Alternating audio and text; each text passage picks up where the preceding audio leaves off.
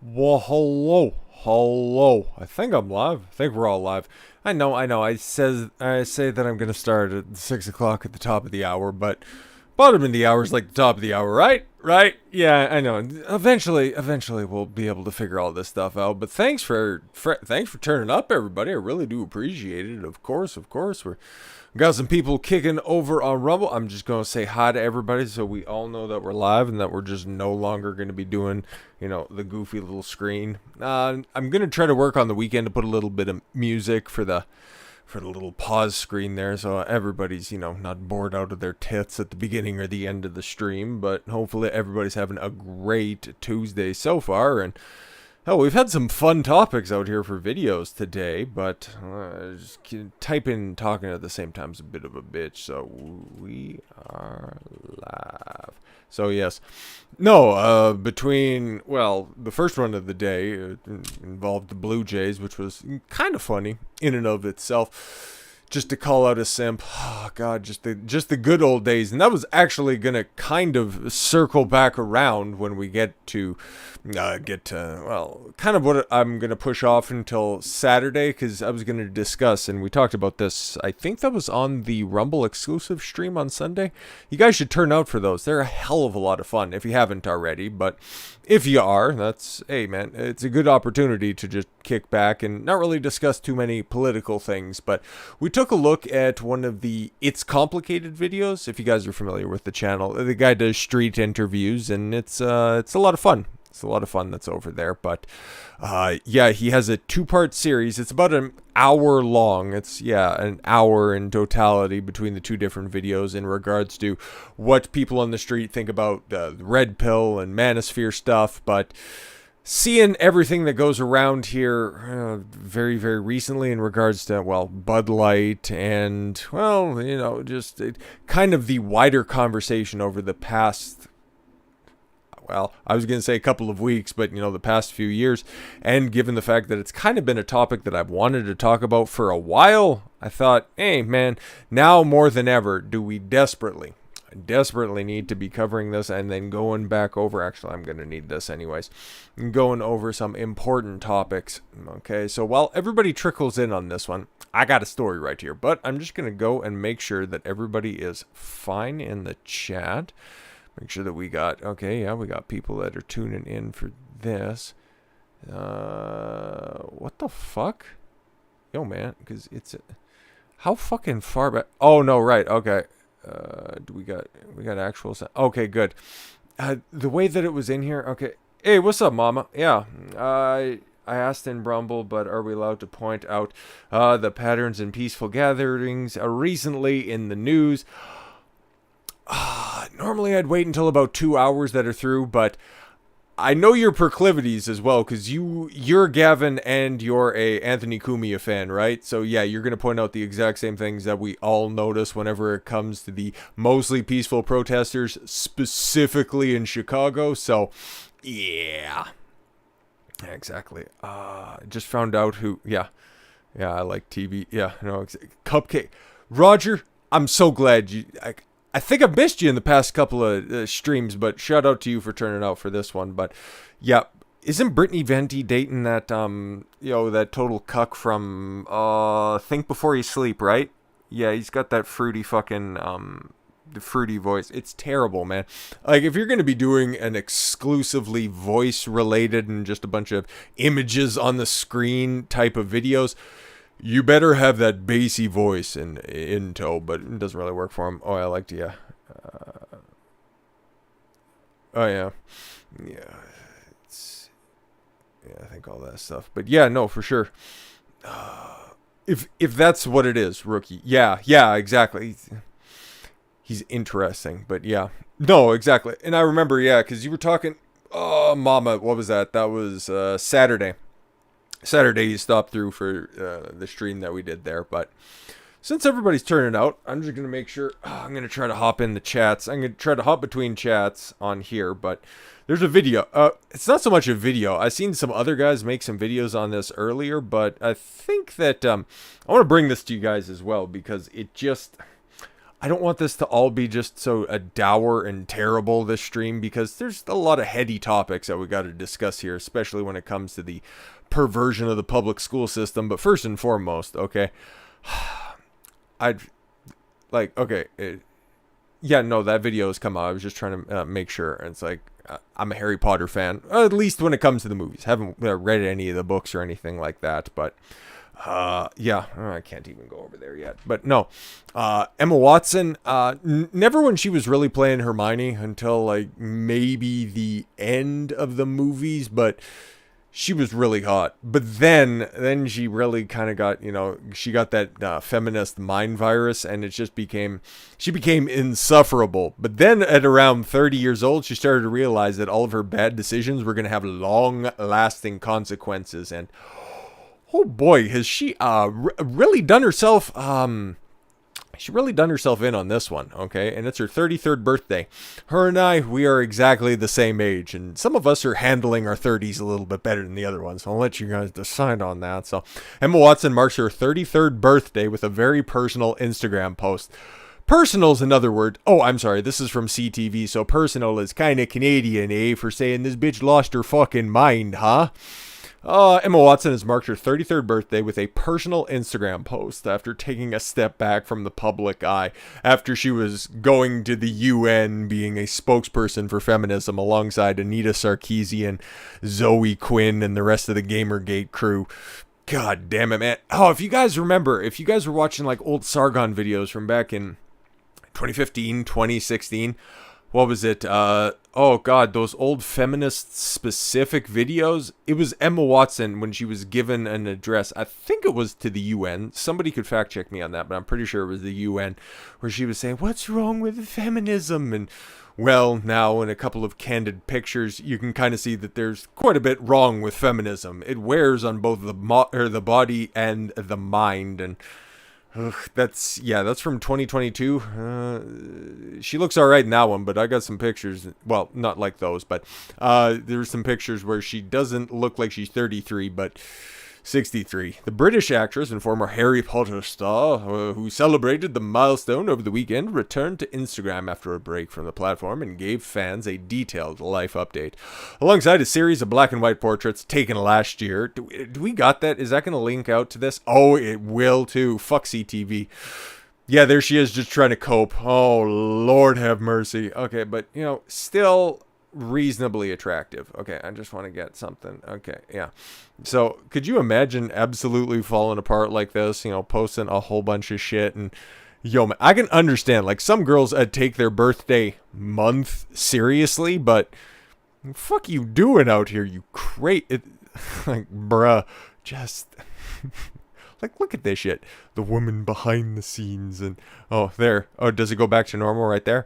See, she's fine now, but oh my god, just fucking lost her goddamn mind. But let's find the post specifically. This is 33. I would say like a 6, but whatever. Before 29. I haven't even heard of the concept. I haven't even heard of a Saturn return as a concept. Fuck are you talking about, you spaz? Let's just say that I'm now well acquainted. Oh, okay, she's definitely getting older because she's using a hell of a lot of boomer emojis. I stepped away from my life. I learned to surf badly. Oh, fuck. I rode some horses. I bet you did.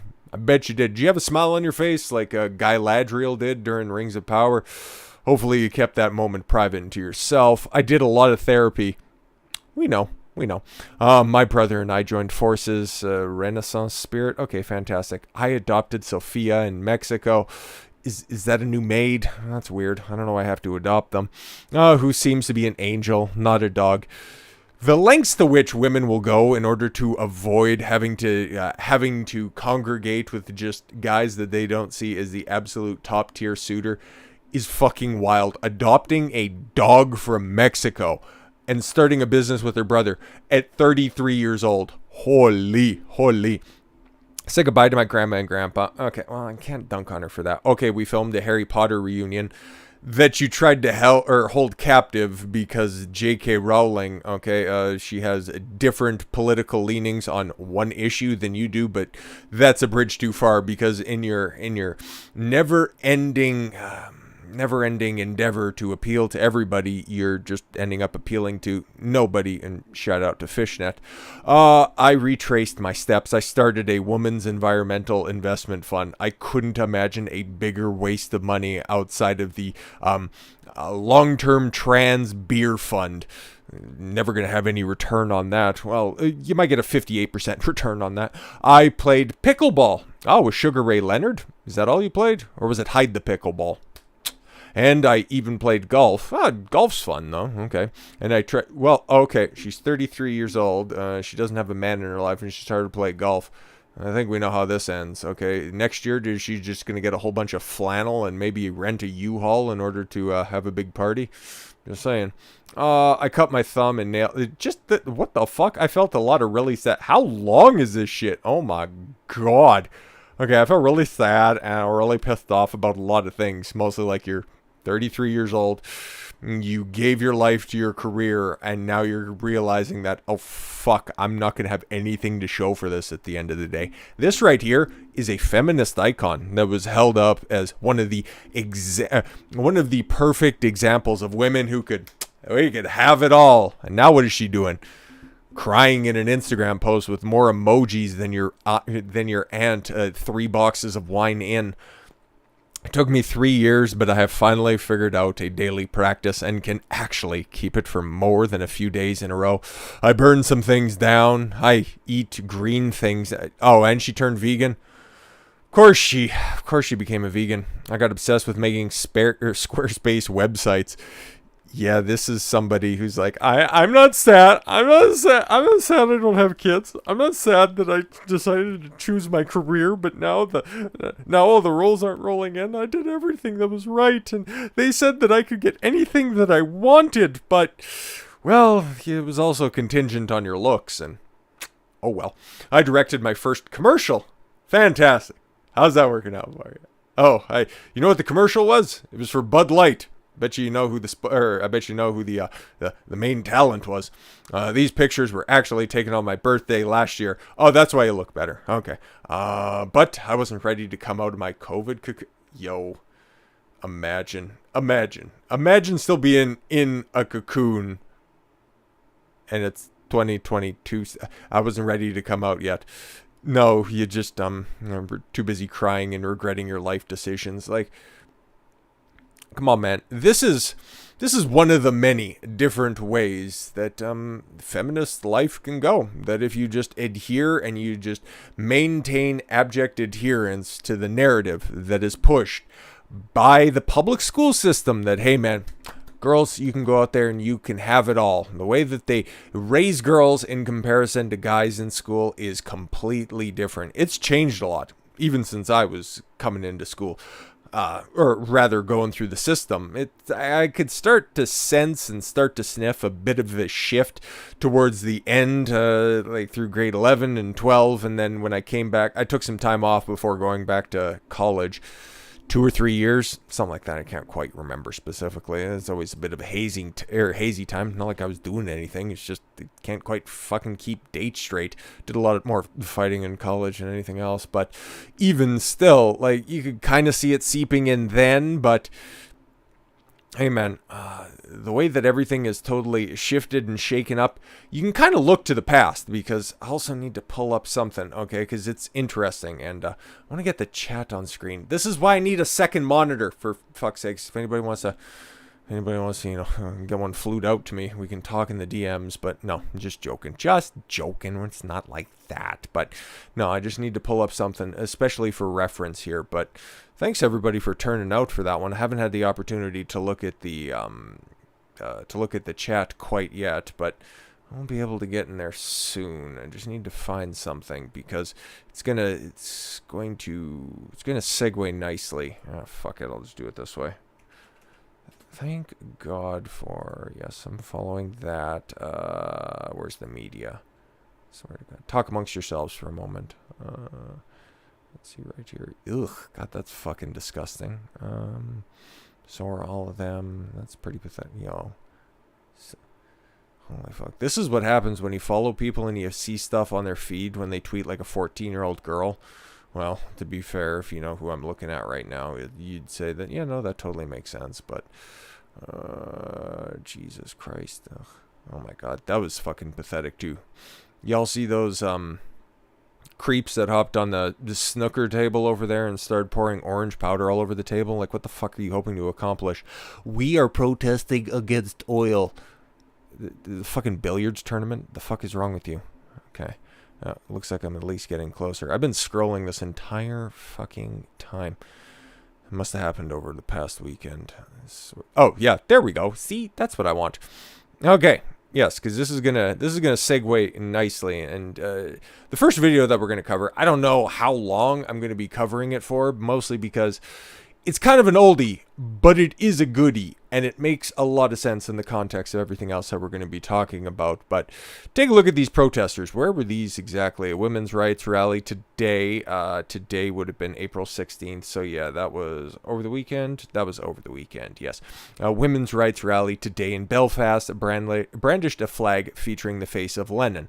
Yeah, because all of this trans and all of the gender talk, all of the feminist shit, it's just all commie fucking nonsense. Like, I know that's a meme. It's like, it's all just commie gobbledygook. But, no, it's real. All of this intersectional babble, it's all Marxist shit. You don't even have to put the neo descriptor on the front of it. That's it.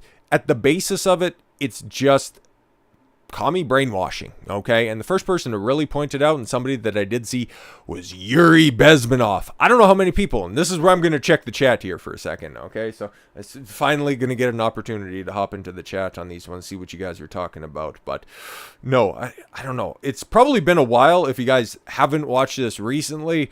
I think that we could probably all do with a refresher course, mostly because this shit is definitely going sideways at a grand scale. So, to know what we're going to be dealing with in the future, we have to look through the past. That's normally the way that I approach this shit. So, I think we could all do with that. But yeah, no, the wall hits hard. I guess yeah. Yuri's king. Exactly. You guys check this out in a minute. I know it's probably been a long time, and like this thing. Like, this was hot, especially in about 2020, and I think that's when this specific rip of this came up. It's a long boy, and like I said, we're probably not going to watch all of this, but it's the 4 stages of ideological subversion. It's something that I think that we could probably do with a refresher course on, okay? So, 69% owned as well, yeah. I was going to guess Vagisil. Exactly. Yeah, the video game. Oh, right. Yeah, that was Call of Duty Vanguard. Yeah, no. Because they played a little snippet of it, and everybody's like, oh, shit, Call of Duty's getting based. And then they tried to walk it back. It's like, no, he was actually, like, communist, and that's totally cool. Okay, right? Yeah, Blackout. It's all fun, right? But that was the last time, anybody was really popping about it. But, yeah, good catch there. I'm going to try to hop in on Rumble here for a second. I'm trying to bounce between both chats here so we can all have, equal treatment that's out here. Okay. See what's going on over here. So nice. There we go. Right here. I think. Cool. Yeah. Fuck, did that actually get started? Are we still? No, okay, good. Yeah, no, okay, we're good. We're good over here as well, so. Yo. Like the Xeno versus Mexican. Cultural Marxism. Oh, okay, cool. Yeah. Alright.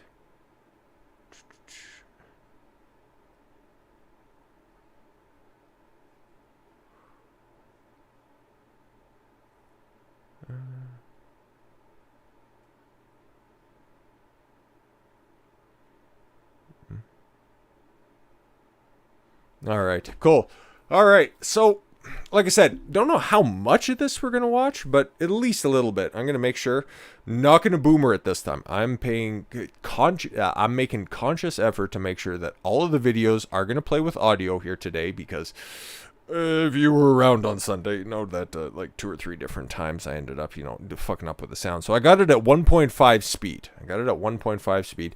If it's a little fast for everybody, just, let me know. Just shout out that, and then I'll turn it down a little bit. But just for the sake of brevity, I don't want to keep everybody here all night, and I got some other shit to do afterwards. But I gave enough preamble. Everybody who's here, we're about to dive right into the specific topic that's at least in the title. So without further ado, just a little fuzz. Let's go ahead. Oh, Jesus. My father was, he's on the left here, my father was officer of the General Staff of the Soviet Army. He was inspector of land forces, Soviet troops stationed in countries like Mongolia, Cuba, East European countries. This is the picture taken at the entrance of my Institute of Oriental Languages. It's a part of Moscow State University.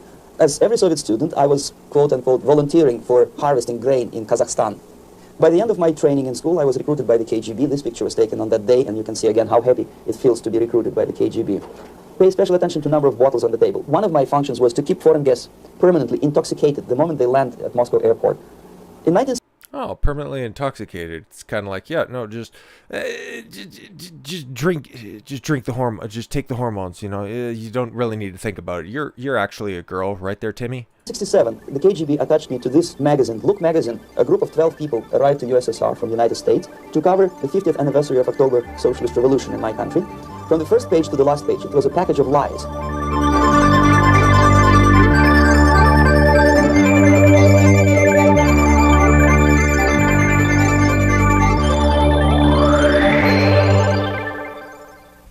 Our conversation is with Mr. Yuri Alexandrovich Bezmenov.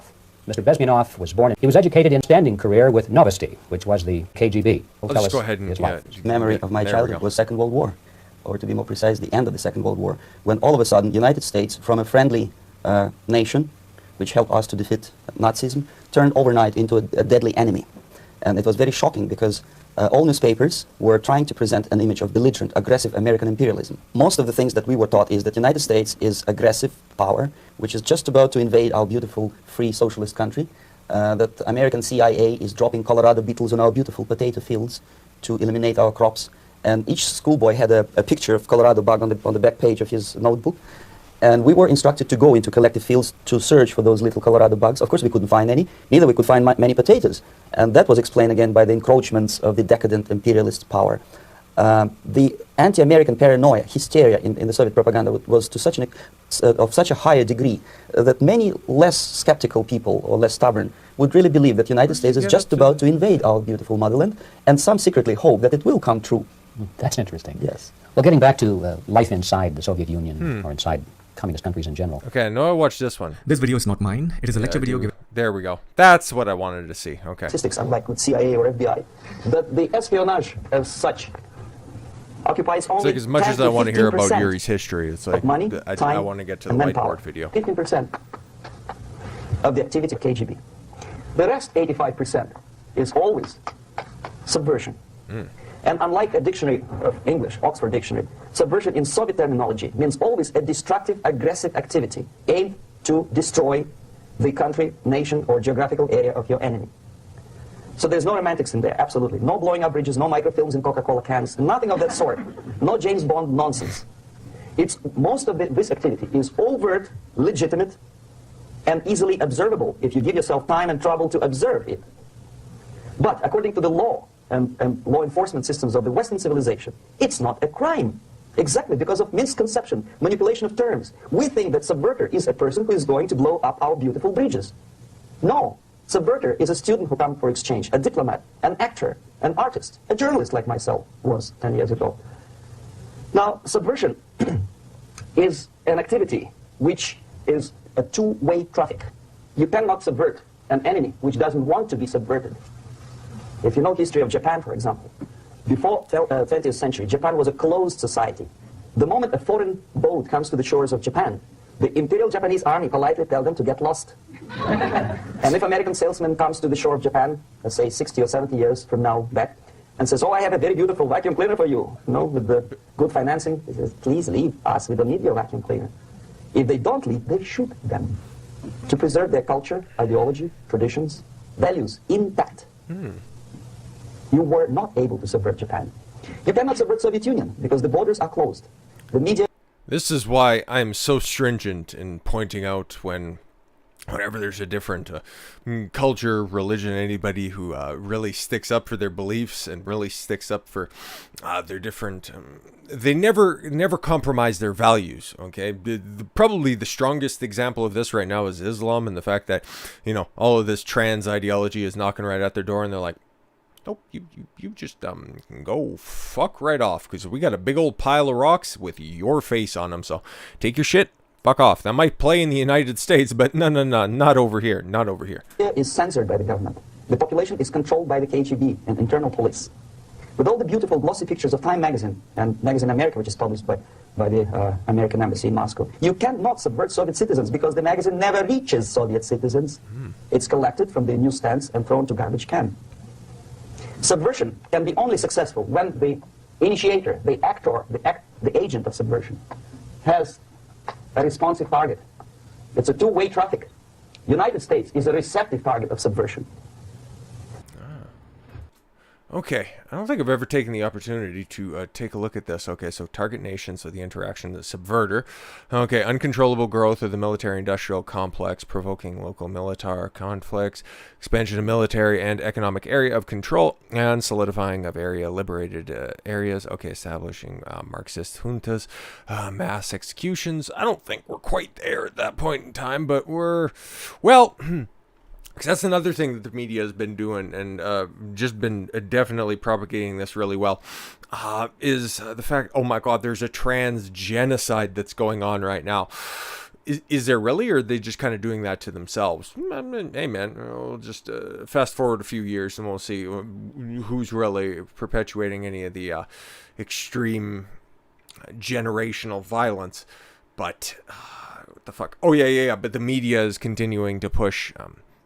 that narrative forward, so they're just trying to stoke fear on one side to initiate, I don't know, easy clicks on like just a bunch of wartime videos in the streets. Like they're trying to instigate a civil war even more than Tim Pool. But propaganda of peace, yes, I teach Aiden credits. Pacifism, communism is not an enemy. Trans rights are human rights. See where we're going with this? Reduction of defense spending. Oh yeah, this is more obviously, yeah, at a nation level. But if you can extrapolate this out to your school system, well, hey man, it all kind of makes a little bit more sense. Limited involvement doctrines of containment of communist expansion, half measures, Vietnam, okay. Yes, economic and nationalist movements, yeah, they just moved back. But anti-war movement, I need to move this out the fucking way. Anti-war movement, draft dodgers, pro-communist media, we're probably right there when it comes to the target media. That's what I would expect. Or, I'm sorry, the target nation. Forgetting about the lost friends, a decline in faith into USA friendship. Very interesting. Anybody who doesn't adhere to that ideology, that's one thing that the left is very good at. You adhere to all of the principles or you get the fuck out. There is no response similar to that one from United States to the Soviet Union. It stops halfway somewhere. It never reaches here. The theory of subversion goes all the way back 2,500 years ago. The first human being who formulated the tactics of subversion was a Chinese philosopher by the name of Sun Tzu. 2,500 years BC. He was an advisor for several imperial courts in ancient China. And he said, after long meditation, that to implement state policy in a warlike manner, it's the most counterproductive, barbaric, and inefficient to fight on a battlefield. You know that war is continuation of state policy, right? So if you want successfully to implement your state policy, and you start fighting, this is the most idiotic way to do it. The highest art of warfare is not to fight at all, but to subvert anything of value in the country of your enemy, until such time that the perception of reality of your enemy is screwed up to such an extent that he does not perceive you as an enemy, and that your system, your civilization, and your ambitions look to your enemy as an alternative, if not desirable, then at least feasible. Better red than dead. That's the ultimate purpose, the final stage of subversion, after which you can simply take your enemy without a single shot being fired, if the subversion is successful. This is basically what subversion is. Yeah, that's what you're getting right now. Don't know who's necessarily pulling the strings. Some people think it's China. Other people think that it's the deep state. But regardless, there is a blanket application of. Meme points it out. It's just adherence to the sisterhood uber alles, and I think that you're totally right at the base of this. I don't really think you need to go, the whole globalist cabal of individuals that are up at the top. No. It can just be a nice, the simple approach, the same that it's always been. Just hey, man, guys, if they don't understand, they don't have the appropriate lens on. They're just going to end up simping in perpetuity, and therefore, hey, just take a look. Everything that's been happening since about 1850s, it's all been kind of leading to this. We're just lucky enough to be living at this point in time where we're kind of hitting a societal crescendo when it comes to this, at least in my opinion. As you see, not a single mentioning of blowing up bridges. Of course, Sansa didn't know about blowing up bridges. Maybe there were not that many bridges at that time. But the basics of subversion is being taught to every student of KGB school in USSR and to officers of military academies. I'm not sure if the same author is included in the list of reading for American officers, to say nothing about ordinary students of political science. I had difficulty to find the translation of Sun Tzu in the library of a university in Toronto and later on here in Los Angeles. But it's a book which is not available. It is forced to every student in USSR. Every student who is taught to be dealing further in his future career with foreigners. What subversion is? Basically, it consists of 4 periods, time-wise. If we start from here and go this way, time, right? This is the beginning point. The first stage of subversion is the process which is called, basically, demoralization. It says for itself what it is.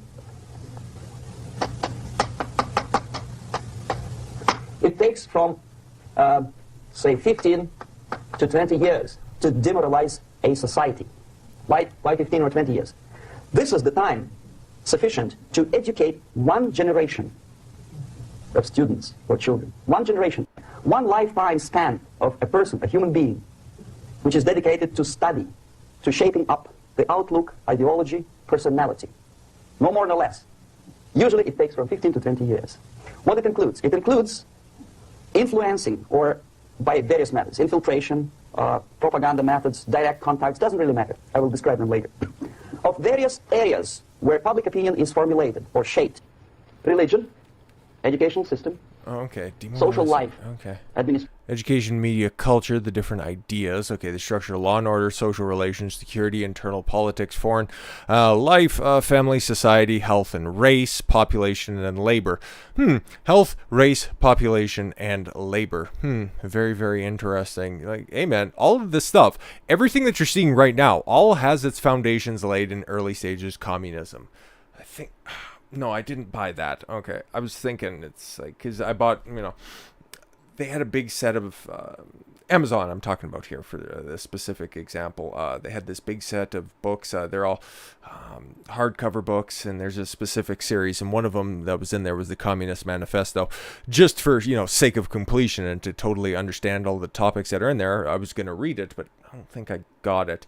No, I didn't, but no, like I said, all of these ideas, they were all formulated and Marx figured them out way back in the cut, but none of the communists that are out there, would just get to the end of the story where Marx says, oh yeah, it's a great idea. It would never work in practice. But no, you just haven't tried. We just haven't tried it correctly yet. But how they point everything out is very interesting. Yeah, the methods. Okay, politicize, commercialize, entertainment, permissiveness, and relativity of the education system.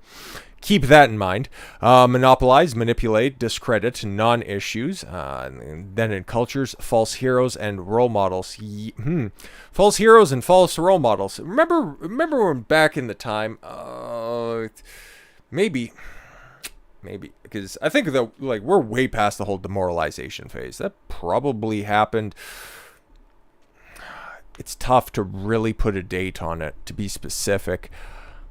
I'm just thinking of, because it's been a minute since I've watched this presentation. Like, it's been a couple of years, so I'm just thinking about it in the context of 2020 going forward, and it all kind of lines up. Like, this is just another one of those waves of demoralization where, okay, we're going to take your false heroes and your role models, and we're just going to whoosh them right out of the way because they've already been discredited by the media and any of their actual grievances or issues that may or may not have gone up to the Supreme Court.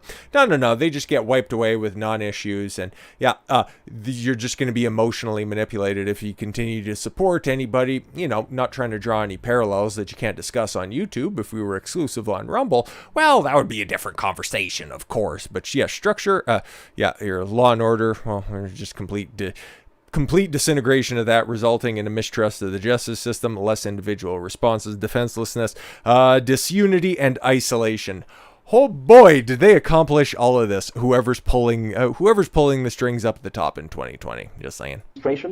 Law enforcement system, military, of course, and labor and employer relations, economy. Okay? 5 areas. I will not write them down because we will not have enough space. Sometimes when I describe all the methods, students ask me the question, are you sure this is the result of the Soviet influence? Not necessarily. You see, the tactic of subversion, about which I'm talking, is similar to the martial art, the Japanese martial art. If some of you are familiar with that tactic, probably you will remember that if an enemy is bigger and heavier than yourself, it would be very painful to resist his direct strike. If a heavier person wants to strike me in the face, it would be very naive and counterproductive to stop his blow. The Chinese and Japanese judo art tells us what to do. First to avoid the strike, then to grab the fist and continue his movement in the direction where it was before, right? Until the enemy crashes in the wall.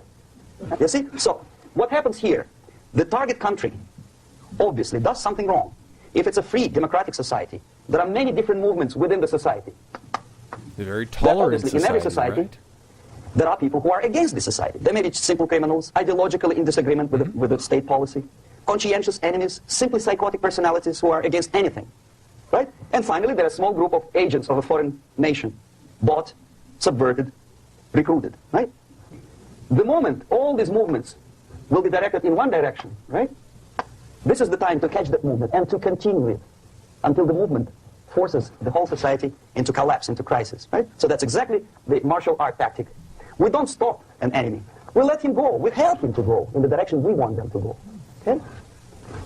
So, on the stage of demoralization, obviously there are tendencies in each society, in each country, which are going to opposite direction from the basic moral values and principles. To take advantage of these movements, to capitalize on them, is the main purpose of the originator of subversion. So we have religion, we have education, we have social life, we have power structure, we have labor relations, unions, and finally we have law and order. 1, 2, 3, 4, 5, 6. Okay? These are the areas of application of subversion. What it means exactly, in case of religion, destroy it, ridicule it, replace it with various sects, cults, which bring people's attention. Oh, yeah? Yeah? No, of course. Like, you take down the religion because it has the strongest principles, it has the applications, and it has all the prescriptions to, live a successful life. But you just ridicule it, you mock it. That's why, well, everybody knows and everybody can see at this point in time, it's like Christianity is a total fucking joke when it comes to the West. And Islam, on the other hand, you even think about drawing the prophet, well, guess what? You get a one-way trip off the top of a roof. So that's where they are, like, they know this shit, okay? They've been over in the Middle East for generations, so they have seen societies collapse and fall, rise to the top, get kicked right back down to the bottom. They know where to stop this right at the head. Faith, whether it is naive, primitive, doesn't really matter. As long as the basically accepted religious dogma is being slowly eroded and taken away from the supreme purpose of religion, to keep people in touch with the supreme being, that serves the purpose. Therefore, replace accepted, respected religious organizations with fake organizations. Distract people's attention from the real faith and attract them to various different faiths. Education. Distract them from learning something which is constructive, pragmatic, efficient. Instead of mathematics, physics, foreign languages, chemistry, teach them history of urban warfare, natural food, home economy, your sexuality, anything, as long as it takes you away. Okay?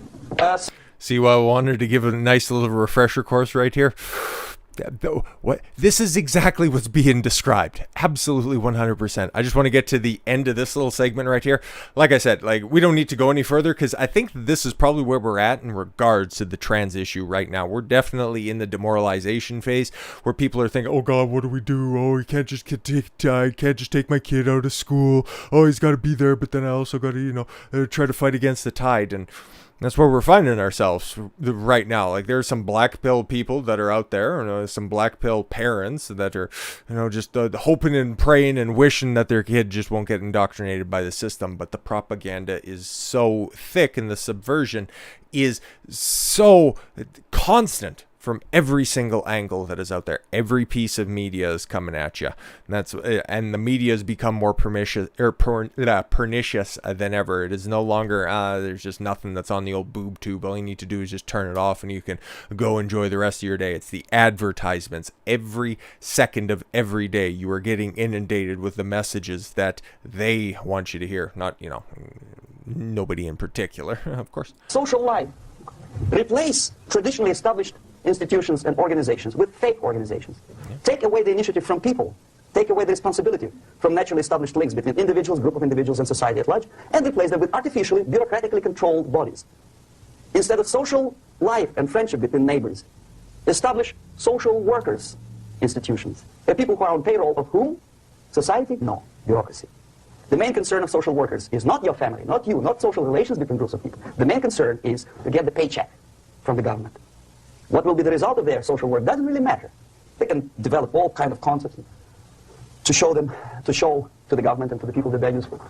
That's why I think Canada is probably a little bit worse off than the United States, because I think it's like 60 or 70%. It's all the way up to 80%. I think I've seen in different studies, but at least 60% of people work either directly or through contracts or grants directly for the government. So if they're to push back against any of those policies, well, hey man, the checks stop flowing. So hey, just go along to get along, right? It's just terrible.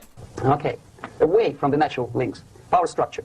Okay, the natural bodies of administration, which are traditionally either elected by people at large or appointed by elected leaders of society, are being actively substituted by artificial bodies.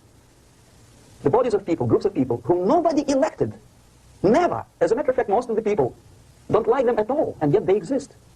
One of such group is media. Who elected them? How come they have so much power? Almost monopolistic power on your mind. They can rape your mind. But who elected them? How come they have a nerve to decide what is good and what is bad for the elected by you, president, and his administration? Who the hell are they? Spiro Agnew, who was hated by the liberal left, called them a bunch of enfeebled snobs. And that's exactly what they are. Spiro Agnew, VP for Nixon? I think. Yeah, VP for They Nixon. think they know. They don't. The level of mediocrity. In a big establishment like New York Times, Los Angeles Times, major television network, you don't have to be excellent journalist. You have to be exactly a mediocre journalist. That's easier to survive. There's no competition anymore. You have your good, nice income, $100,000 a year. That's it. Whether you're better or worse, it doesn't really matter anymore. As long as you're smiling to the camera and do your job. That's it. No more competition. Power structure slowly is eroded by the bodies and groups of people who do not have neither qualification nor the will of people to keep them in power, and yet they do have power. Okay. Together with that, there's another process. Law enforcement, law and order organization and structure is being eroded. For the last 20, 25 years, if you see old movies and new movies, you can see that in new movies, a policeman, an officer of the United States Army looks dumb, angry, psychotic, paranoid. A criminal looks nice, kind of, well, he smokes hash and shoots the whatever drug, but basically he's a nice human being. He's creative. And he's unproductive only because society oppresses him. Whereby a general of Pentagon is always, by definition, a war maniac. A policeman is a pig, rude policeman. He abuses his power. You know? Yeah, just to take a look at every piece of media that's out there. All of the good people, they might just be, a villain in a different situation. It's kind of like all of those Disney remakes, okay? All of the old cartoons that are now getting live action remakes. Well, okay, Cruella de Vil, she wasn't necessarily a villain or anything like that. She was just simply misunderstood. You didn't know, the spoilers if you care, but you didn't realize the reason that she actually hates Dalmatians is because her mother got pushed off of a cliff by 3 poorly CGI'd Dalmatians. absolutely retarded, but trying to make the villains, the intrinsically cruel devil, an actual. I don't even know how Disney could have possibly resuscitated that character and somehow made them didn't do a very good job, but somehow tried and attempted to make them likable.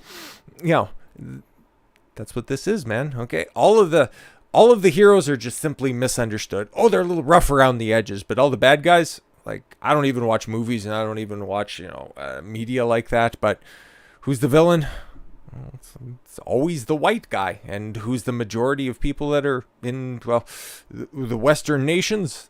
White individuals. Not saying that, white people can't be bad and, white people aren't bad or anything like that. But it's just so slanted. And it's been like that for, probably since the 2000s, probably for, hey, what's that? Oh, about 25 years. Interesting. A generalization like that. The hatred, the mistrust to the people who are supposed to protect you and enforce law and order. Moral relativity. The Angela Buono process lasted 2 years in Los Angeles. Relativity. The Angela Buono process lasted 2 years in Los Angeles. And yet there are still some lawyers who say, look, he's a nice character, as a matter of fact. There was some witness who said, also a criminal, who said, well, he's a nice guy. I asked him one day to burn a house of my enemy, and he wouldn't do it. He's a nice fellow. Very emotional. A slow substitution of basic moral principles, whereby a criminal is not a criminal, actually. He's a defendant, even if his guilt is proven. There is still a doubt to kill or not to kill, to be or not to be. Thou shalt not kill, yes.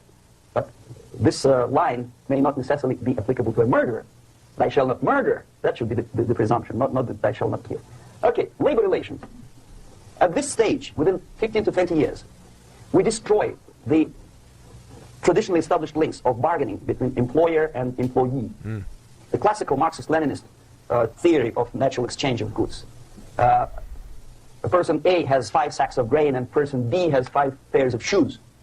And the natural exchange without money is when they bargain between each other. And only with the introduction of the third force C, an entirely third foreign stranger who says, no, don't give him 5 sacks of grain, give it to me, and you give me your 5 pairs of shoes, and I will distribute it accordingly, so that the economy will go. This is the death of natural exchange, the death of natural bargaining. Well, trade unions were established 100 years ago. The objective was to improve working conditions and to protect the rights of workers from those employers who were abusing their right because they had more money. Objectively, at that time, initially, the trade union movement did work. What we see now is that the bargaining process is no longer resulting in the compromise, which is leading objectively to betterment of working conditions and increase of salary. What we see is that after each prolonged strike, the workers lose. Even if they have 10% increase of their salaries, they cannot catch up due to inflation and due to missed time. More than that, millions of people suffer from that strike because economy now is interdependent. It's intertwined like one body. If previously steel workers, say 100 years ago, could strike and nobody would suffer, now it's impossible anymore. If a garbage collector strikes today, the rest of the multi-million city is stinking. I mean, there's no more service. In Quebec, for example, we had the electricians who were on strike. In the middle of winter, you can freeze your bottom, and they still were on strike. I think that was during Trudeau, Senior, Pierre Trudeau, and he eventually press ganged them into work because, of course, the commie's going to commie. But just think about that whole entire exchange that he was just describing right there, okay, between the two different people. It's like 5 bags of grain, the 5 pairs of shoes, give them to somebody else, and I'll equitably distribute the services to the people who need it the most. Think about it this way, the way that the teachers propagandize the children that are going to school. Oh, it's your parents are telling you that you're a boy, but no, clearly when you're here, you tell me that you feel like a girl. So you know what we're going to do?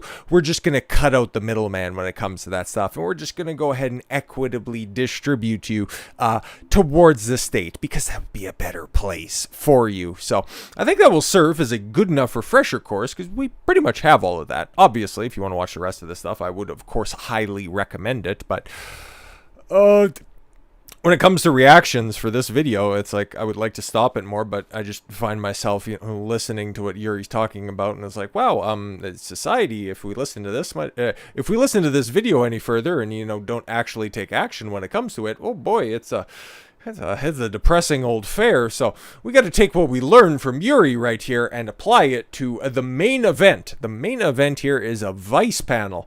Yes, we're switching it up. We're not going Jubilee. I found a Jubilee panel, but you know what? Hey, I don't want to be too heavily reliant on them specifically, but this is where I'm going to be specific to YouTube here for a second. I know, especially on the back end stuff, I've noticed that Vice beforehand likes to copyright claim the videos after the fact. Now, that wouldn't do anything, during the stream, and I'm totally fine with that stuff. I'll roll, and you know what, if I take an L on it, I take an L on it. That's totally fucking fine.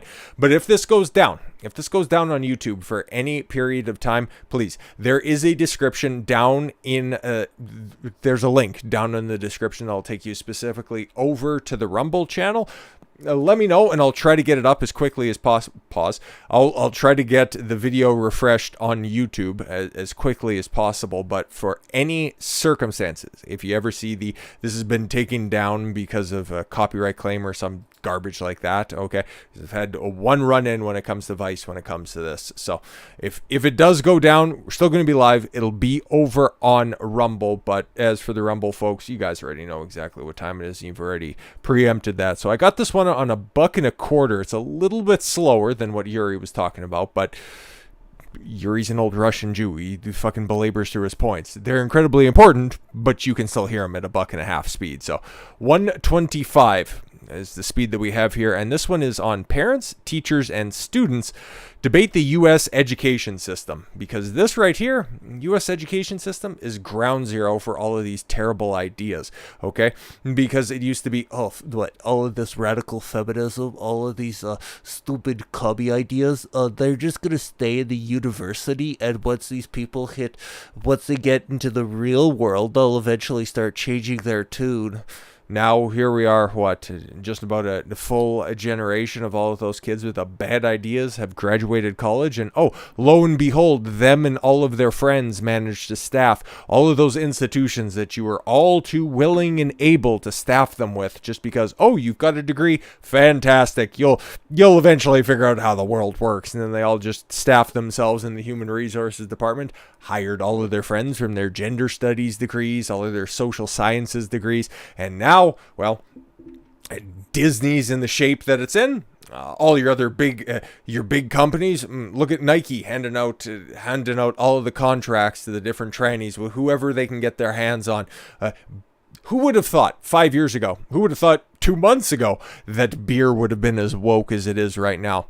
This is why, because the education system fell a long time ago. It hasn't been fit for purpose for decades at this point in time, because it was all gestated in the Chicago area in order to produce more effective factory workers, because the bell every hour or so to just move you along from different station to station, classroom to classroom. But there are more effective systems that are out there. But if they're still teaching nonsense, if instead of pledging allegiance to the flag, they're kneeling for the pride flag, these kids aren't going to come out any more productive than they already are. So to hear the discussion between the different factions that are up here, let's see what Vice ends up finding out here. Now, I give some praise to Jubilee for the quality of their discussions that they've had recently. From but on the Rumble stream, we listened to a Flat Earth discussion, which was kind of interesting. If you were there in the chat, there was the staunch Flat Earther, and shout out to him for saying all the same Flat Earth talking points. Didn't really learn anything on top of that, but the couple of the other discussions from Jubilee, they were very good. But the Vice panel that we did was the truncated version of the feminist debate from 2019. This one's quite recent, in fact, if I can check. Yeah, it's only from a month ago, so this one, we'll see what they're on about, because if it's good here, there's a couple of other panels that I want to run back from Vice. I think it was Meme. Was that you who pointed out the gun debate, and that one just dropped, even though I don't know what to think about that Kansas City shooting, but we'll eventually get back to that one on top of the masculinity and femininity debate. But because this is the topic of the not the afternoon, it's the evening now, Christ's sakes, we'll run through this, see what we can glean from it. But yes, if the video does get taken down, Rumble will be all fucking fine and dandy. So without further ado, let's get into it. The privilege discussion, like that's a great conversation for you to have with your child. But I don't think that taxpayer-funded hatred should be something that we allow in our schools. Okay, bro. Based? Okay. Real talk though, like brother to brother. Teaching white privilege. Brother to brother? Or what? Does not inherently mean black people are less. Factually incorrect. Yeah, but what does that have to do with being in school, though? Why do you have to tell kids that you've got privilege, therefore we have to treat people with different immutable characteristics better? I'm sure they'll elaborate on that. SATs. No, wait. Gotta be careful. It looks like, just tell me if the sound is a little bit too much, because I can see it popping, but it doesn't look any louder than when I'm being exceptionally loud. But I'll just hop in the chat and just let me know. Let me know if it's too much. I'm Mina Durson. I'm a correspondent here at Vice News, and we're going to talk about education today. We tried to bring a very diverse mix of voices here. Obviously, we're not going to be able to represent every single opinion out there when it comes to education, but we are really thankful for your time and for your perspectives. I also have 2 kids in school, so have experienced some of this from the parent side as well. So let's just start really broadly. What's the purpose of education? I think the purpose of education is twofold. One, to... Oh, and by the way, I was just going to type this out anyways, but shout out to Ed one more time, dude. You're just far too fucking generous, okay? But if you guys... I don't want to do this, okay? But if you want to shoot... If you're ever supporting somebody on Rumble or whatever, if you're... I don't know how you do it on the Apple app or anything like that, because I got an old fucking Android. On the... You clearly walk the line. I don't walk the line. But what was I talking about? Oh, okay. Yeah. There's the little $sign gimmick that's right there. And, yeah, you can just click it and move it across. That's how you can super chat, or I guess they call them Rumble rants over on Rumble, if you want to do that. Okay. I don't beg for chats or anything like that. I'm just happy people turn out for the video, honestly. So just, yeah, back to that. But I just noticed that. And once again, just shout out to Ed. You're too fucking kind. help build and support the individual, but also help build and support society as a whole. Because even though you may not have a kid in education, you pay taxes to public school, because we as a society depend on and need education for society to work. I think the purpose of education is to educate and not indoctrinate. And I think that in a lot of ways we've strayed from that in the original purpose of what it's supposed to be. I think it should be intelligence and character. Okay, I missed that. That kid must have been a student. Yeah. Oh, college student. Oh, okay. Okay. I think you should be Educational able to understand the world around you and understand who you are and your purpose and try to make the world a better place. I think that it has to be a mix of the skills, memorizing the formulas, understanding the world around you, but then also what to do with it. And just to go off that, the idea that education, you have to balance the importance of private memorizing the school quadratic formula while simultaneously addressing social and political issues respectively. So what is simultaneously? Or private school. That's why. Now, obviously, I don't have any kids or any kids in private school, okay? But that's why you need to do a walk through the school, because if you see any ambiguous people like that, we're still on YouTube in under 2 hours, so I can't really talk the way that I want to talk. Yeah, it's a far ways off. Oh boy, this one's going to be tough. But yeah, you see anybody that's like that, talking that type of talk, I don't quite know what to think about Great Value Coolio here, but he might be all right, but that private school teacher, you're saying some shit that some commie gobbledygook. So children have both the know-how, general knowledge, and also kind of self-awareness and character, so they're able to develop their own opinions. Yeah, I think that the purpose of education is to understand the world that you exist in and use that understanding as She's in high school. Don't get any thoughts. a means for creating change or even understanding yourself on a deeper level. I believe the purpose is simply just to prepare the individual to be successful in this. Parent of homeschooled kids. This guy's going to be turbo-based. That is my fighter on this panel. Society that they exist in. Critical thinking, learn how to live out your full potential so you can be independent and everything else really I think I've seen that guy before. Is he a school choice advocate? I think so. It flows from there. The purpose of education is to prepare children for the real life and also make sure that they are literate. So I think the purpose is to raise the next generation of leaders. And when you think about what you want your leaders... Are there any Canadians that are in the chat? Because if there are, that looks like the CEO of like Superstore, and he looks like Galen Weston. She. KM. Ugh. To be like, Oh, you want them to public be school teacher? knowledgeable, and you want them to be compassionate, you want them to be self-aware, you want them to understand the best way to move forward, not just for themselves personally, but for their whole community. When we talk about who's doing the educating, who should decide what's being taught? Parents. I think that parents should have a huge say in what's going on in the classroom because it's their kids, not ours. As a public school teacher 15 years, I was always aware that these are not my children. We have to make sure that we're respecting parents and their beliefs and their values. Yo, shout out to her. That's, well, yeah, she founded a private school. That totally makes sense. But yeah, to a certain extent, like there's obviously some shit that the kids are going to need to know that maybe the parents on whole don't think is necessarily all that useful, but as long as it isn't ideologically possessed and that there is a rational undertone of it, go for it. But yeah, no, in the general overview, I would say generally speaking, yeah, parents should be able to dictate. It's like, okay, cool. How much benefit are you going to get for studying, all the different gods from Egypt?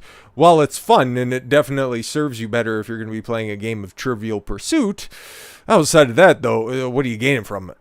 I think the Constitution agrees with that. Yes. Here in America, ranging back to early 1900s, plenty of Supreme Court cases have ruled in that favor that it is the parents' right, ultimately, to decide a child's education, medical needs, etc. I would push back, though, and say that there does need to be collaboration, right? I completely respect your idea of it is not our job as educators to put forth a belief in front of children, right? That includes not perpetuating parents' beliefs in the classroom as well. In my opinion, that would be keeping a non-biased viewpoint, simply presenting issues, and then allowing kids to decide for themselves. I would agree that I think it needs to be a collaborative effort. The way that we decide curriculum in Texas is that work groups comprised of community members, educators, parents, even in some cases students and public service officials come together to draft curriculum plans, and then it's ultimately decided on by our State Board of Education, which has a lot of kind of assistance from parents as well. So I think that that's about as high up as I would like to see a Board of Education at the state level. At the federal level, it's interesting. There are some universal or some general things that the people can learn, but something that's a little bit more actionable at the community level, it's always better. The government is always better when it's closer to home. that kind of format can be really effective because it also empowers students to become involved in the fate of their education. And as a student myself, I think that that's incredibly important because our perspectives need to be heard as well. The voices of parents need to be heard in that equation. But unfortunately, what we've seen recently is that parents' voices have been demonized in this process. You've seen parents who've criticized local school boards labeled terrorists simply for caring about the quality of their education that their child is receiving. These teachers are... That has been the only good thing to come out of the pandemic. Still on YouTube after all. Yeah, it was the kids showing their parents. It's like, this is what we learned at school. It's like, the fuck are you learning at school? Temporary caretakers. When they come back home, it's the parent who has to explain that this is this radical belief that was put in front of you. This was this idea that you've never been raised around that parent now has to explain. And at the end of the day, that isn't just confined to a classroom. Now what's bleeding into their upbringing. And there's only one person responsible for their upbringing, and it's the parents. It's not the educators, not the teacher. It's their parents. I like the idea of the collaboration, and obviously parents' voices belong at that table. I also like the emphasis on students having a say in this, and also other people adults that aren't parents. I'm invested in that too, even though I don't have children of my own. And I hear what you're saying about having to, parents needing to confront or address, I guess, what kids are learning at school. But giving kids the exposure to other ideas or other things that they wouldn't be exposed to otherwise is, I think, part of what's going to help raise the next generation of people that are able to look outside their own lived experience. All depends on how actionable that is in everyday life. Okay, need to have the certain guardrails intact. But I think that oftentimes those different ideas are presented in the classroom as a student as the only idea. When you're being taught that there's this many genders or anything like this, where you haven't been exposed to that in your own household, it's being presented as the end all be all when it actually isn't. It's about educating and not indoctrinating. Yeah, there's a time and place for things, okay? Yeah, there's a certain point in time. I've told the story about whenever I had health class. I'm pretty sure, I can remember where I was at, and I can place it in middle school. So grade 7 or grade 8. It's Alberta, that's the way that we do things. K to 6 is elementary school, 7 to 9 is middle school, and then 10, 11, 12 is all high school. But yeah, that's when I did the health class, okay? But if you want to talk about genders and sexuality to... kids that have a single-digit age, well, an educator's probably not the best job for you, unless your future looks like a jailhouse educator because you're a fucking pedo in trading. As long as that is presented as a counterpoint to, well, there's people who believe this, but there's also people who believe this, that's okay. The reality of it is that in most classrooms across the country, that isn't what's happening. And to piggyback off of that, one side is labeled as a bigot, white supremacist, homophobic. There's a lot of parents in America that are Christian or, they believe in two genders, gender binary. And if you say that as a teacher, especially, you could be labeled as homophobic. So there isn't this unbiased classroom because there's one side that can't really be, as loud as the other side without risk of, losing our jobs even. But you two are kind of the ones that brought in the conflict of there is an indoctrination going on only one side. It has this opinion and this side is not allowed to talk and we have to be quiet. When really you guys are actually the loudest in regards to this issue thus far, right? Now. Yeah, because your position, androgynous weirdo, is the position. And if you go against that, you have to be loud in order to be heard. And the reason that you're loud is because your dissension is being swatted down by the government and by its action wing, that is the police department. You guys have probably seen those clips from the school board meetings where I can remember one specifically where somebody was bringing up a fairly grisly case before the school board involving, their daughter going to the bathroom and then somebody who identified as a woman for the point in time where they could get into the bathroom, and then all of a sudden, oopsie daisy, my feminine penis is out. And they were describing that situation, causing a bit of a ruckus, and then the police came in and started to dole out school board approved justice. So yes, they have to be loud because, hey, their inaction or their parents' inaction in this case led to the situation we find ourselves in right now. I wouldn't necessarily say that that's the quiet. What I would say though is I do want to push away, if possible, and I'd love for you to hear this, right? Is that idea of someone sees me and they go, oh, you're one of those that teach that there's 72 different types of gender. Yes, and then when you back it up by being one of those teachers that teaches those 72 genders, it's almost like pattern recognition should be something that should be discussed in school. Just saying. Fambrini, he, him, gender fluid, bisexual. My students do not know this because it doesn't come out because I'm a learning specialist and it's my job to educate and teach a curriculum, right? Now, if I'm asked directly by a parent or if there's confusion, oh, why do you wear makeup? Same reason why girls do, because it's fun for me. It doesn't need to be this.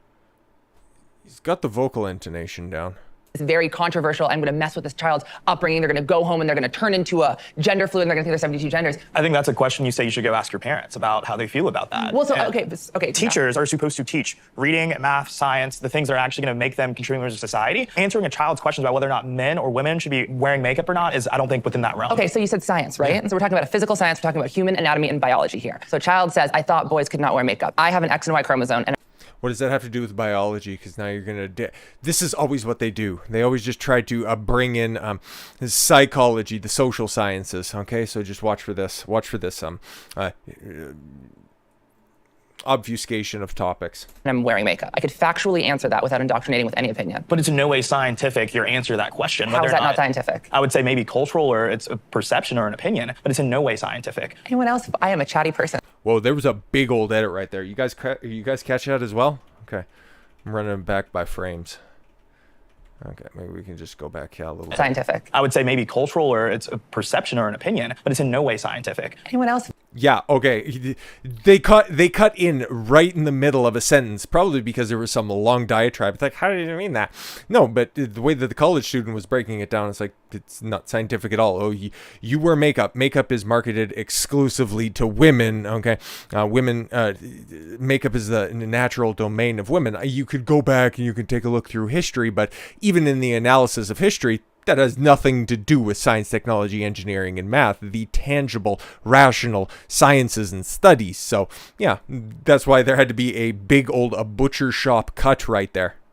I am a chatty person, so I'm going to take a pause, and I'm going to let's see if anyone else has something to say. So I just had one question for you, because not all homes are welcoming or open to conversation or safe. So how do we balance that? I think that what we're saying, guidance counselors, like there were the different outlets that, especially in high school, seem to recall those as well, and I'm sure that's what and my other fighter is probably going to bring up as well. Is that there are certain conversations that are not to be had with a teacher. And I think that the argument that a lot of people on the right and conservatives are making is that we just don't feel as if actors of the state should be having conversations that are taxpayer-funded conversations with children about conversations that have not come up in their own households. And to that point, if you can't talk about God in the classroom, why can we talk about every gender under the sun, right? I think that's the conundrum that we find ourselves in. If we are banning those conversations, we banned those a long time ago, then how can we have these conversations just because they belong to a different side of the political house? So I think morals and political structures, not so much like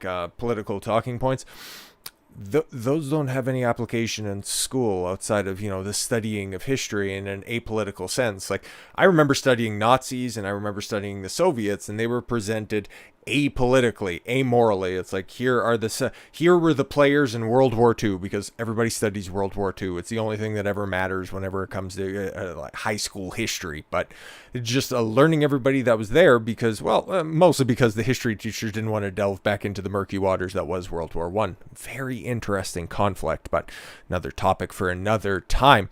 But no, ascribing good or bad, you could obviously, it's always easy to draw the parallels with the Nazis, and it's like, anybody who went up against them, that was the evil people. But who was also on the side of the Allies during the Second World War? Oh, that would be the Soviets. Oh, interesting. And if you want to talk about, evil, ascribing evil or malice to one party, which I don't think I'm breaking new ground on this one. Nazis, not very good people. But if you want to ascribe malice to the Soviets, what's their body count? Okay, what's their death count over a certain amount of time? Higher or lower than 6 million? Okay, so that's where things start to get a little bit murky. So if you're having these moralistic pleas inside your classroom, makes for fun debate points, but teaching them as the ironclad rule, because you're the authority figure in the classroom, and people are generally going to defer to you as somebody who has the superior amount of knowledge. Well, that's when you start to go away from teaching a topic to preaching a topic. I think we actually talk about God in the classroom all the time, right? Yeah. Who's taught religion? Who's taught world religions? If you go to Catholic school. Who's taught like history in the way that, Puritans, and that's... Yeah, look at it as, oh my God, who pointed, what was that, Roger? Your line right there? Yeah, she looks like Harry Potter on TRT. The fuck it, had me dying there for a second, but no. Again, it's just this... There's a difference between studying old dead ancient Greek religions, ancient Egyptian religions, as opposed to the ones that are happening right now. You wouldn't dare approach the Islam topic. I will guarantee that, okay? Because you can judge by the body physiognomy of that individual right there, and they would fly very far, very fast off of any roof that you could get them on. Okay, because God is part of the fabric of history and whatever else. We talk about it from a development perspective. This is how Christianity originated. This is how Islam originated. We don't talk about like, this is what this gender is, and this is if you feel this way, then there's gender affirmation therapy, all those things. I think you actually bring up a really good parallel. Like, I feel comfortable, and I feel like it is okay to talk. A lot of I feels right now. I feel, merch. About identity issues the same way we talk about God. Not indoctrinating anyone, not telling this is what you have to be or you have to believe, but saying this is something that some people believe. But in the sense of gender identity, I don't see that parallel. How is that making someone more literate, more successful? What I hear you saying is that learning about different gender identities does not make somebody a more considerate, well-rounded person, but learning about different religions does make you a more considerate, well-rounded. I'm saying that is a part of history. I don't understand where gender identity falls within what we should be teaching. Religious history and God comes into play in terms of history, cool. But don't gay people and trans people too? It's not like I'm the first transgender person to ever walk this earth. Like, there are trans people that were, and gay people who were part of major movements in this country, like from the civil rights movement to the feminist movement to, obviously Stonewall. Like, isn't that part of history too? Relevant history though? Like, okay, what if you're in college and you're teaching a gender studies class, well, then that would be relevant, but I fail to see how you can really work that in a functional public school system. Let's just take a step back. So just show of hands. Who here thinks public school is the best option for kids? Of course, the weirdos. And who thinks private school is the best option for kids?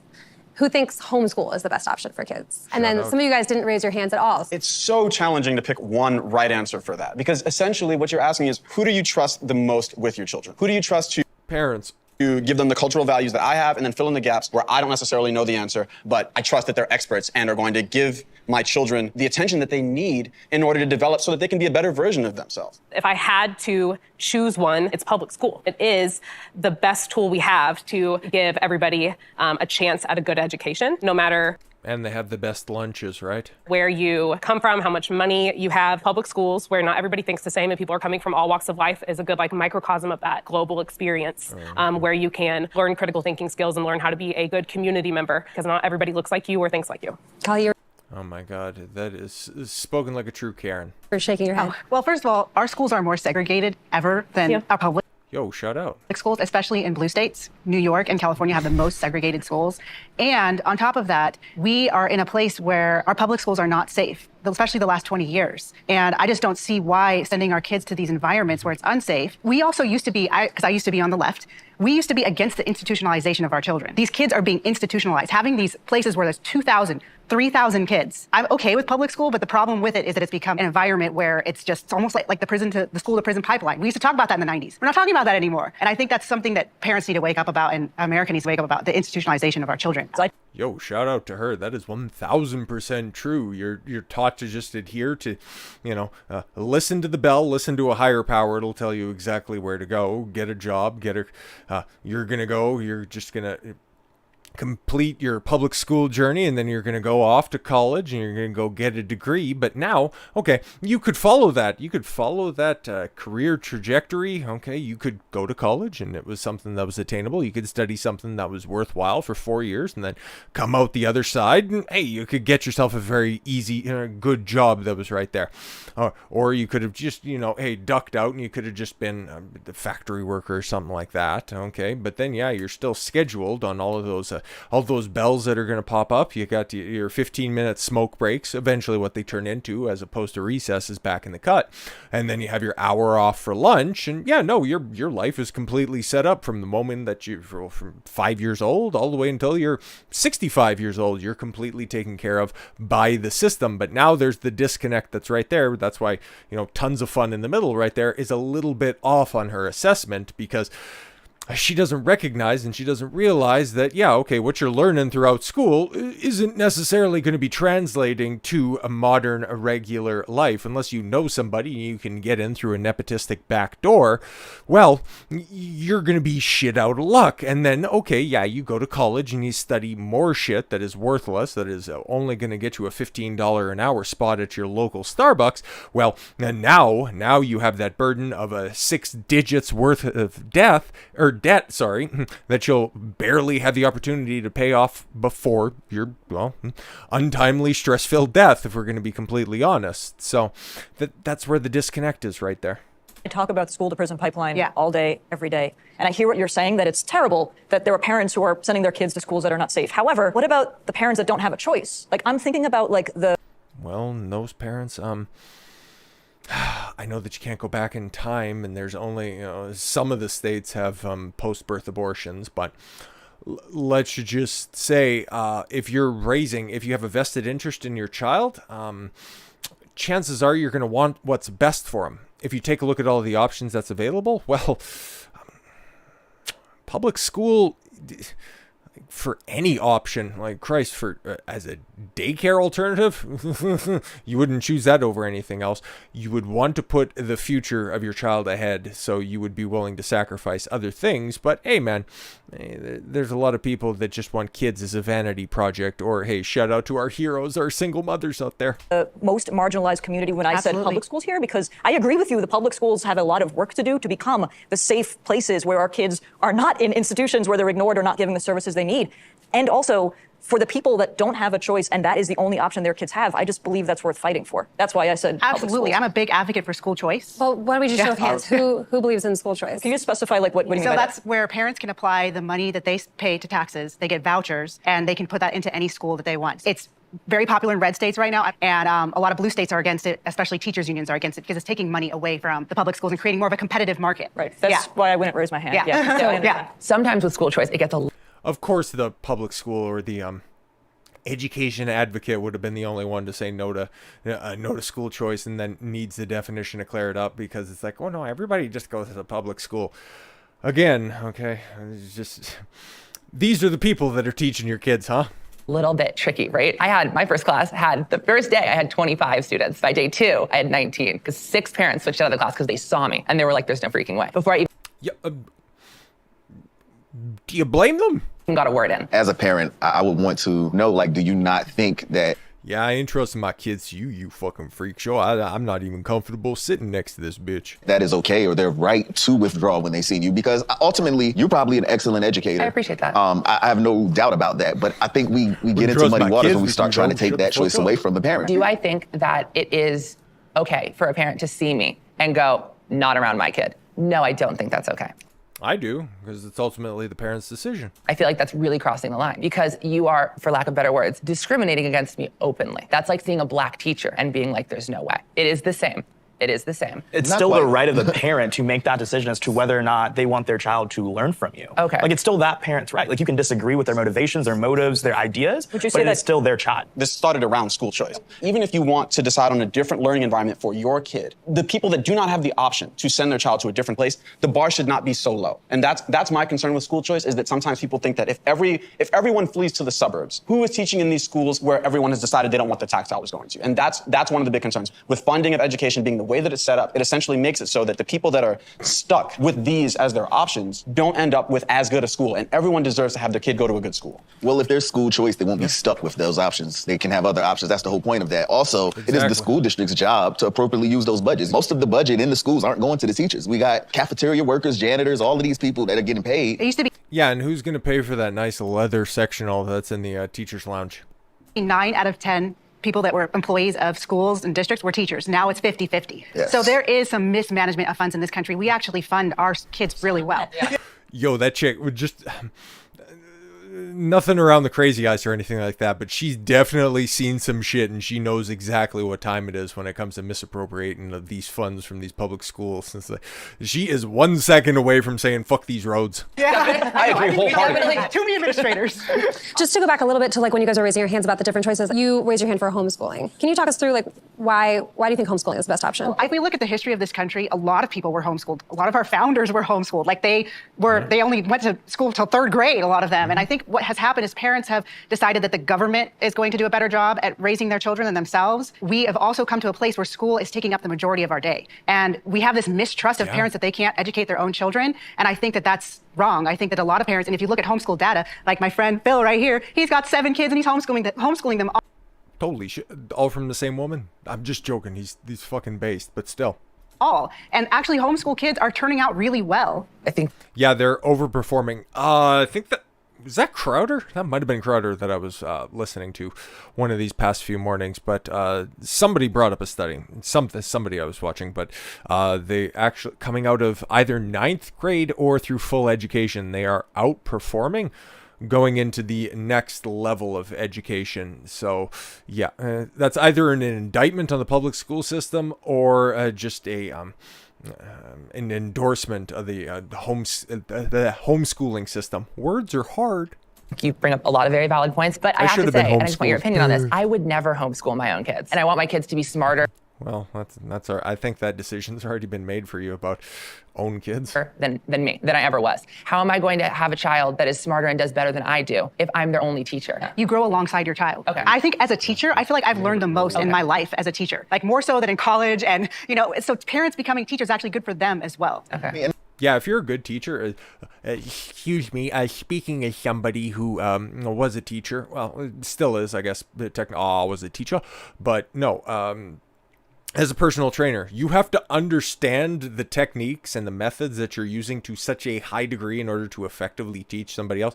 From something as simple as like a simple bicep curl, you have to understand all the mechanics that are there, proper stance, proper muscle activation. You have to be able to describe it down to a T because you don't know what anybody's going to be asking you at a certain given time.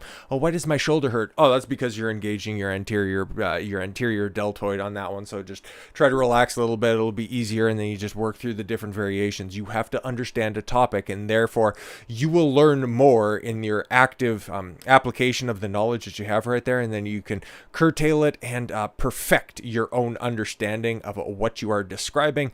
That's why if you have a good teacher, they know a lot about a lot of things. Do they know everything? Of course not. But when you find a good teacher, they leave a mark on you. I can remember one teacher that I had, okay? Like for all the teachers that I had throughout my public school system journey, a couple of them stick out for being terrible. Most of them, it's just some sort of malaise of mundanity. But Mr. Corvin in grade 5 and Mr. Burry in grade 6. Those are the only ones that left positive marks. Not like that. I don't have to go to the police department or anything like that. But those are two guys that stick out in my mind as being exceptional teachers and very good role models. Okay, and they were they were very learned individuals, and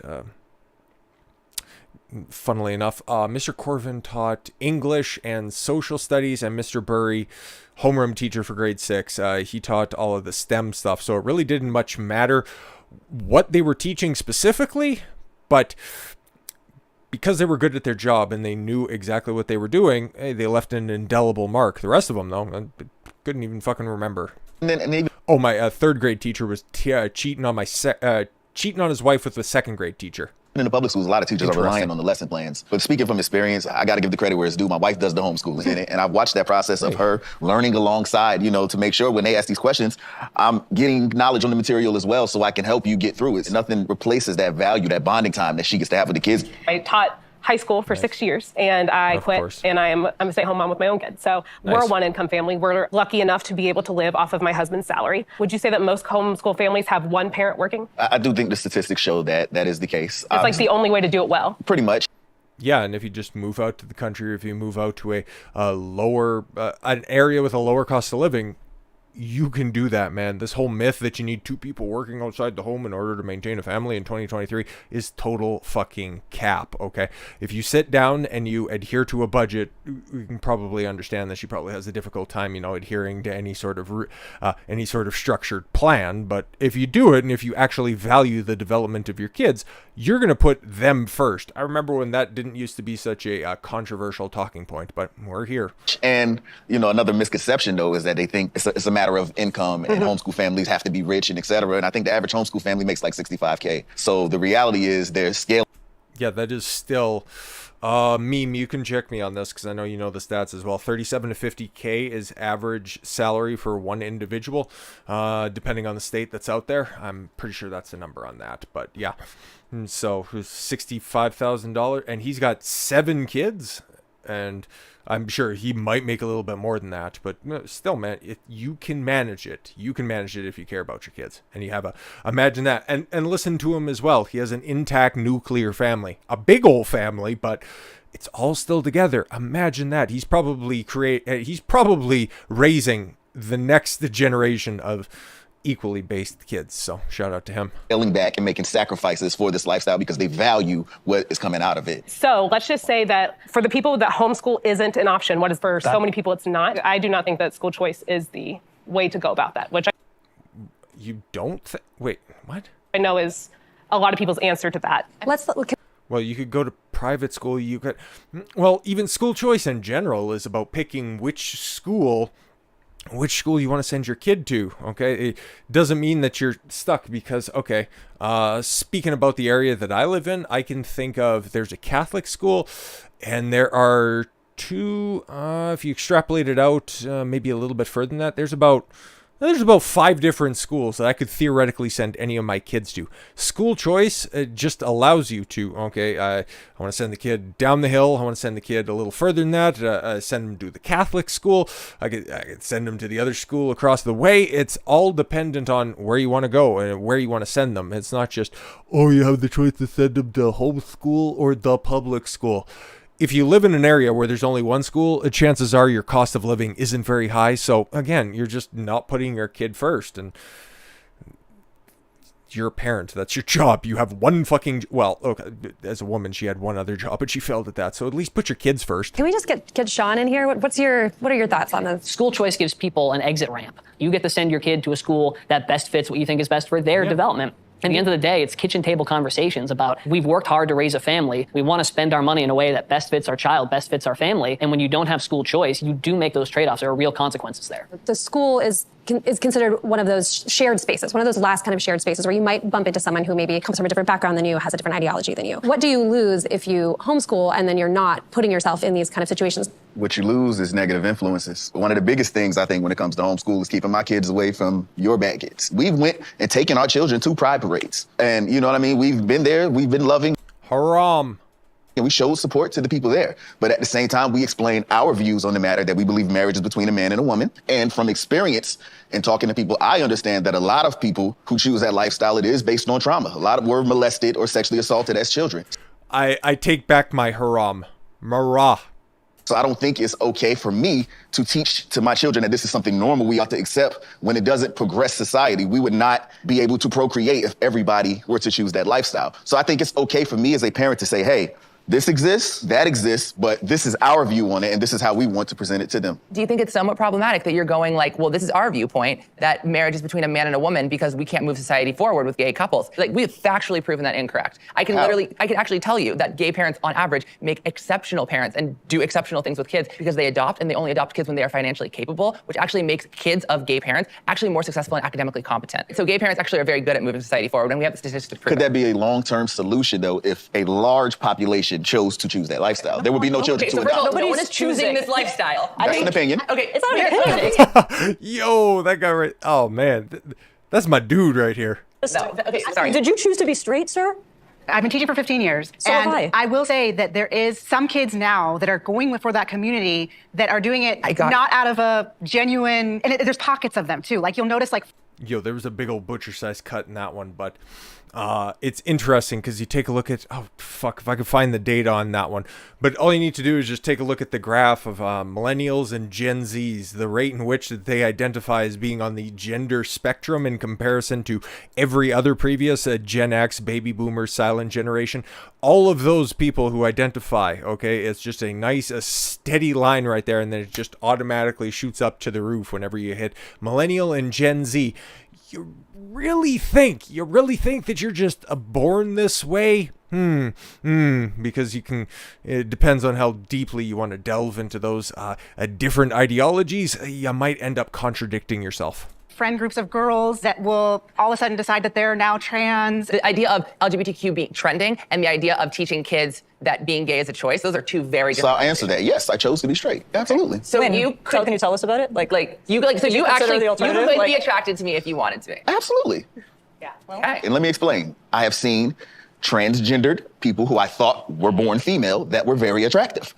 I didn't know. Now, once I find out that that's not what you are, I am choosing not to pursue that. That's what I mean. So yes, you can be attracted to someone that is of another gender. Let's talk about what do you think should be taught about gender identity in school? What do you think is nothing being taught? I want to go back to something you were saying earlier that's related to this about like you're seeing trends. And I am too, right? Last semester, when I was teaching, I had a trans kid in every classroom. And I was like, whoa, when I started teaching, it was one in school. There was none, right? And I'm like, this is, wow. And they were really for it, too. And they went for it. And I'm hearing you that is something I'm seeing, too, in the classrooms. Fair, okay. Now, I'm not going to presume to be in the heads of those kids and to understand, like, what's real for them or whatever, but I will tell you this. Historically speaking, a disproportionate number of kids who are gay, who are trans, who are any of the LGBTQI, fill in the letters, right, didn't live to see adult. Yeah, that's pretty sad that somebody who is on that spectrum can't even finish the acronym. Sad or kind of hilarious. Maybe that's why we don't have an older generation of trans adults because I attended a funeral of a trans student last month. A lot of them didn't make it.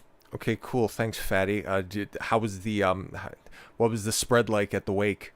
And so when I hear about kids like feeling comfortable enough to try expressing something where maybe they wouldn't be able to do in other spaces. And I understand that maybe that's not what you want for your kids, but I'm thinking about the most marginalized and vulnerable people, and unfortunately, statistically, for our queer youth, disproportionately they fall in that category. Mind you, with the whole concept of school yeah, that's sad and shit, but I'm not exposing my kids to it. Choice. I'm all for parents who agree with what you're teaching, sending their children to you. I just think ultimately it should be within the parent to make that choice. What do you think should be taught in sex ed? I think it should be health education, yes.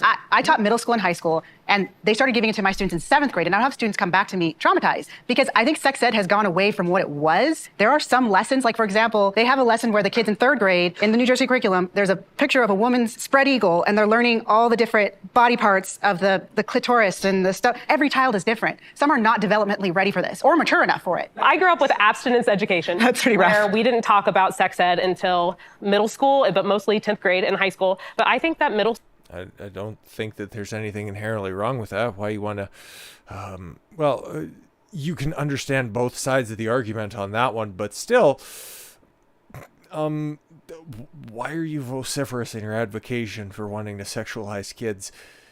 Weirdo. I thought that she would be more, she would definitely be more on the side of trying to figure out how to lure kids into her gingerbread house. School is far too late to be talking about sex ed. And They're it's easy not jokes, because folks. I think that second graders are, wanting to be promiscuous, but like having sex ed scaffolded because it is a preventative measure against sexual assault, often being done in the home. Just because that Then why don't they teach about the firearm usage? Because that also prevents against sexual assault. happens in the home doesn't mean that we need to label all parents as not capable of teaching sex to their children and giving it to Of course not. teachers. But teachers, for a lot of children, are the only trusted adults, and it is incredibly dangerous to remove teachers who are trained professionals to deal with these crises in the home from the situation, and that's just like a funnel for child abuse. To say oh Jesus, that's an unfortunate pause screen. That's gonna throw me off a little bit. Okay, that's slightly better. Oh, he looks like somebody. Anyways, oh no, but there's a lot of kids that just don't have anybody trusted at home. Yeah, that's nice.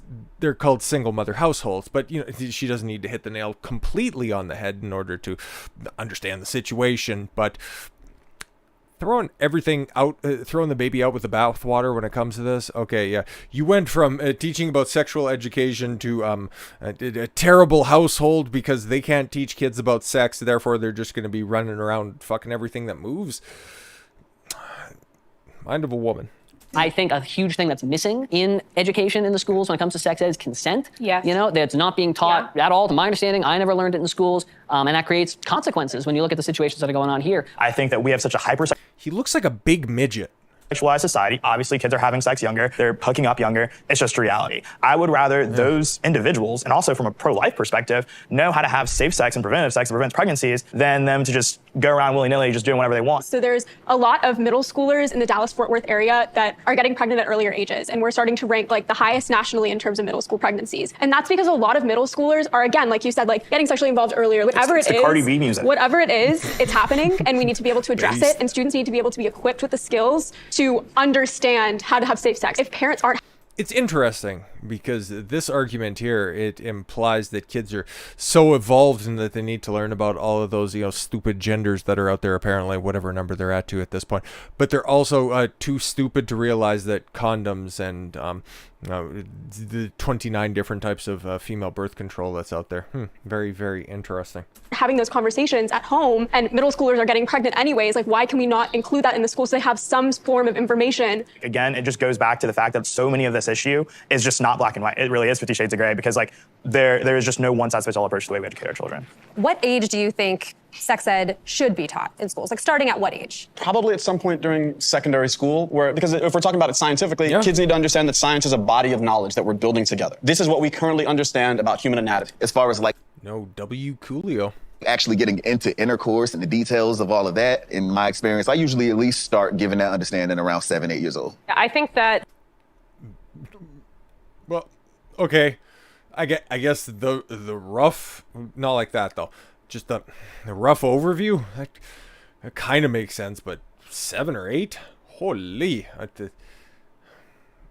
don't think I ever had those conversations, but hey, I came out fine. But just my example doesn't disprove the general rule. Sex ed is a lifelong discussion, and it starts, as soon as you can communicate. Now that tell us more about cake play. Doesn't mean that you are giving a high schooler's curriculum to a 3-year-old, but I'm already talking about consent and using proper anatomical language with my children, and that's where it begins and it ends in adulthood. I think as long as it happens in a way such that, to the point you were making, that kids are being protected, that's what I would say we prioritize. I would say go back to the way it was when I was in elementary school. They separated the boys and the girls, and the girls watched a video about their period and all these things. The guys watched another video. Yeah, it was health class. And then we didn't talk about sex education, the actual contraception, all of those things until high school. I think we need to separate health education from sex education. Health education should be lifelong. No sex ed for now, the way it's being taught in a lot of these states. Let's talk a little bit about other things that fall under the responsibility of what teachers do in the classrooms. What is CRT? Critical race theory in reality is this complex legal institution that relates race to all of the institutions of America. Stop staring at me like that, okay? Since its founding and since its birth. And it's something that I've never learned about in my classroom. I don't have any friends that have learned about it in their classrooms. It's something that's often taught on the graduate level or the undergraduate level. So I think that it's kind of not a great term to use in reference to conversations surrounding K-12 education, because it's not actually something that's even on the docket for consideration. That was a perfect description. I could not have done a better description. No, it's not, because it's still going on in the classroom, you fucking dorks, okay? What do you think the whole white privilege stuff comes from? Okay, I've done a couple of different videos, okay, probably underselling it by saying a couple.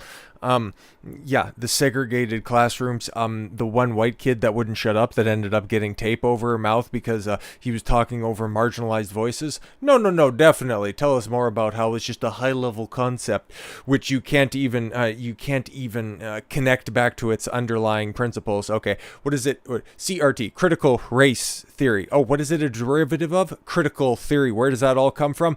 Oh, it comes from the Frankfurt School, back with those stupid fucking French intellectuals. I had to check the time to make sure that we were over 2 hours. I can't describe them the way that I want to. If this was Sunday Funday, it would be a different situation, but it's not. So we'll just settle on frog sucking Frenchmen. How about that as well? Yeah, the Foucaults and the Derridas that are out there. Yeah, they are the critical theorists that are out there that just think that intersectionality is their real God and that God died, and just replaced it with just the understanding and the study of people that the way that they are, and then placing them on their hierarchy. But no, those are high-level concepts. But oh my God, the stunning and brave Indian girl, Dot, not Feather, she just described it so well. Imagine getting cheered on by that dude in makeup and then just thinking that you did a good job. If I tried. It is in our schools. I saw the lessons that contain critical race theory in California. It said the words critical. Yo, shout out Christopher Rufo. Oh my God, did it say the thing? Now, just because something doesn't say that it has trans fats in it doesn't mean that it's bad for you. Yes, it said the word which is, race and yes. She's not wrong. She's not wrong, because some states have implemented CRT into their curriculum. It means California, Virginia used to have it, but then thanks to, make sure I get his name right, Glenn Youngkin. Youngkin took over for Governor Blackface, not Trudeau, but Northam. So yeah, no, that used to be in there, and that was a big reason that he got elected. Societal issues, they take front and center, especially when we start fucking around with kids. Case in point. Oh, and I paused on, what'd you call him, a back row Joker? Yeah, no, HRT Joker. Fuck, no, HRT Harry Potter. I'm going to say back row Joker. It's different things for different districts. So this is about to be a very complicated conversation. So in my district, and this is in California. See, this is another reason why I wanted to play the Yuri Bezmenov shit at the beginning, because now we're getting into the minutia, all of the shit that just makes no fucking sense at all whatsoever. Oh, we need to study what it's like to be black. How about you study what it's like to be successful? Maybe that'd be a little bit more important, okay? Well, yeah, your immutable characteristics are important to you. Doesn't mean that it's going to be, it's not going to be a big help to people at large. And I thought that was the entire purpose of the public school system, or the school system in general, is to create helpful, productive members of society. But hey, now we're going to get bogged down real hard. They're requiring a class called ethnic studies in order to graduate. And in the class, they were taught about critical race theory. They were taught the definition. They were taught to analyze school policy through critical race theory. And they were taught how critical race theory is beneficial to analyze the U.S. It's basically like this idea that every institution in America, every institution, that interaction that you have has some sort of element of race, and usually there's a hierarchy of oppressed versus oppressor. And there are kids in America in K through 12 that are being taught that, and I'm so tired of people saying that's not happening when it is. And then when I expose it, I'm being called racial slurs and names for exposing it. And I'm like, come on, guys. So I think we need to stop saying it's not being taught in America and change it to should it be taught in America, because it is. It is. There are teachers that are teaching this. So there's a recent bill that was passed in Texas called Senate Bill 3, and it completely revamped Texas's curriculum standards and basically eliminated all requirements for teaching of history education in Texas that relate to diverse perspectives. So teachers. So no commie understanding of the way that the Alamo ended up happening. No, it just. Oh, excuse me. That was terrible. Wish I had a burp button or anything. But no. Not trying to teach a 1619 project perspective when it comes to chattel slavery and everything that America is built on. When it comes to everything that is great about America was only great because of slavery. Not understanding that Texas even a part of the United States during the time of the Civil War? And if it was, how many slaves were there? Because you take a look at what California is doing when it comes to reparations. Wasn't even part of the Union, never had any states, or never had any slaves in the state while it was a member of the Union. So no, this is the type of shit. Again, these leftists are very good at perverting language in order to try to tell a completely different story. Meanwhile, I kind of got all the facts there. Just don't pin me down on anything. And again, she's a fucking high school student. Why are you taking she's gonna think about something later. I don't know. Think about boys. I don't know. Can go through the entirety of K through 12 education without ever talking about slavery as an institution, even though it's thoroughly ingrained into just the history, just the basic facts of America's history. That is wrong. That is wrong. You can talk about it happening. You can't say that, oh, it's basically fundamental to everything, but that might be another topic for another time. Understanding, I don't see the banning of slavery being taught. It's not the banning. Yeah. The issue is that it's no longer. I know that bill. It's no longer required. I know that bill, and I know it also states that you're not supposed to teach it in a way that causes mental anguish. So it does not ban it. It doesn't ban the talking of the institution of slavery, but it does create Oh, but that's what you were saying at the beginning, though. a loophole for teachers to never touch on the topic at any point in a child's education. And that is something that is happening. And it's something that is happening to peers of mine. It is something that is happening predominantly in communities outside of, I guess, my home city of Dallas. But having traveled and having talked to students across the state of Texas, I can confidently say that there are teachers who are not teaching very key facts of American history because critical race theory conversations have so clouded the teaching of history as an entire, whole. And if the public schools don't tell us about slavery, how are we ever going to learn about it? Not often called CRT anymore. It's called diversity, equity, and inclusion. It's called all these different names and labels because of how divisive of a thing that it is. And I think at the end of the day, the big thing here is that let's teach Black history. No one on the right is saying, do not teach Black history, do not teach slavery. If we forget those lessons of the past, we're bound to repeat them. But what we're also saying is that stop being vindictive towards white people for being white. No one alive today was a slave, and no one alive today owned slaves. And so for white children to sit in a classroom and be blamed for sins that they themselves did not commit is wrong. For Black people, for Black children to sit in a classroom and be told that because of the color of your skin, well, it doesn't matter how hard you try, you're really not going to go that far because the society hates you, and then you have all these structural barriers preventing your success. That is also wrong. That is not lessons of hope. That is not lessons of opportunity, and I think that is what schools should be about. You can't create the next generation of leaders if they are never capable of seeing themselves as leaders, right? And I think that is what CRT, unfortunately, in some ways, it does to young children of color. What CRT means to me is obviously really different from what it means to you. And when you were saying before, see, this is another discussion or another problem with CRT. It's because it always just means something different to everybody else. That's why critical theory in general is kind of replaced religion for the left. Kids are being anguished. I am not for kids feeling guilty about being born in the body they were born in. That's not what I taught. It's just the byproduct of discussing these very difficult but very important topics. What did I teach? Well, for one thing, I taught about slavery. For another thing, I taught about the ripple effects of slavery that we're still feeling today. In no way saying that people of color are less than or can't be, or no, not the opposite. Saying people have persevered through things that I myself as a white person will never understand. To really make this. Oh, I figured out what she teaches. Farming, right? This micro, the way I see it is there's no reason that kids of a certain age, right, because it's different teaching to a 6-year-old and teaching to a 17-year-old or in college, shouldn't learn about the history of slavery, the history of redlining, the history of Italians being lynched in this country, et cetera, looking at the facts. And the last person to be lynched before it was completely outlawed, white guy. Looking at some of the horrible things that have happened so we can learn from it. That is a totally different conversation than when you've got instances like in Cupertino, California, where you have 7- and 8-year-olds who are being sat down and said, okay, time to do a privilege exercise. That's what happened. Let's write out, where you are on the power prism. Because that can create situations where students have warped views of themselves, especially if they're young. And I don't think it's appropriate because of the emotional impact it can have on folks. If people are actually being sat down being like, if you're white, you're an oppressor and you're bad, that is not okay. That is not CRT. That is not critical race theory, and that is not culture. Yes, it is. Stop trying to redefine words. Really responsive teaching. So it's not necessarily being blatantly said, but it's being implied over and over again. Okay, there is definitely a way to teach CRT without it putting anybody down. But it's like, hey, just so y'all know, if you're interested, there's different types of racism. There's the idea of racism as you treat someone differently because they're a certain color. And yeah, you could be racist to a white person if you don't like them for being white. Now, there's all. Oh, wow. I actually admitted that. Shout out to that. Wasn't on purpose, but it's just kind of funny how I always end up pausing on that thing right there. But yeah, there's different kinds of racism. No, it's racism, okay? It's just your temperament towards it, how sensitive you are to the specific topic. Come on now. Also, systemic racism, because we took a whole bunch of slaves from another country and brought them over here. But with that said, right, there's different types of racism here. And you can expose yourself to different ones at different times. But you don't have to make anyone feel bad. You just need the statistics the way they are. You're not saying one person's good, one person's bad. You just go over the definitions. How should we be teaching race? Well, I don't think we should be teaching white privilege in the classroom. But teaching about race. Like if you're, designing your ideal, setting. Yeah, I don't think that it's terribly useful. But maybe that's me. I'm trying to think of the scenario in which it would be relevant, but in telling the history of the world, not really. even if you wanted to say that, okay, during certain Slavic conflicts, you had yellow people against the orange people, really doesn't much matter, man. Like, okay, yeah, race really doesn't much matter, to be completely honest, as always. But hey, maybe that's my white privilege coming through. But how do you think race should be? Is that because you think it doesn't exist, or because they can't handle it, or like? I think that, again, when it comes to the privilege discussion, like that's a great conversation for you to have with your child. But I don't think that taxpayer-funded hatred should be something that we allow in our schools. Okay, bro. Real talk though, like brother to brother, teaching white privilege does not. Could you imagine? Unironically, I'm at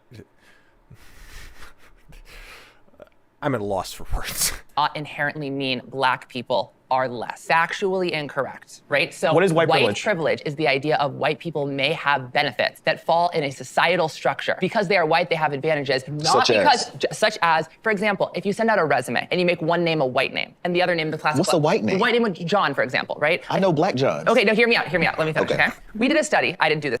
Yeah, listen, you're not going to give Ladanian a chance, motherfucker? Study, but we did a study where basically it was sent out 2 different resumes. They were the exact same, right? One was. Oh, and if you're looking for a white name, I've never met a black Blake, so give that a shot. Was given a classic white name. The other was given the name Jamal. Okay. The white name got 2 times more callbacks. And right? I disagree with what you're saying. But the idea of white privilege, right? The idea that somebody that is white may have an advantage does not inherently mean you are teaching a black individual they cannot accomplish great things. That is completely separate. So we're talking about fake biological science and social science. We're not even in the same building at school right now. Well, again, in regards to these like audit studies about like what is a white name, it's not necessarily that the name itself is white. It's that the perceiver, the person that is reading the resumes, for some strange reason, feels like when they see a white name that they are on their team, or that there are positive stereotypes associated with people being white. That's what we're talking about when we talk about white privilege. Is that okay? If Oprah goes into a store, people might not assume that she can afford the things in that store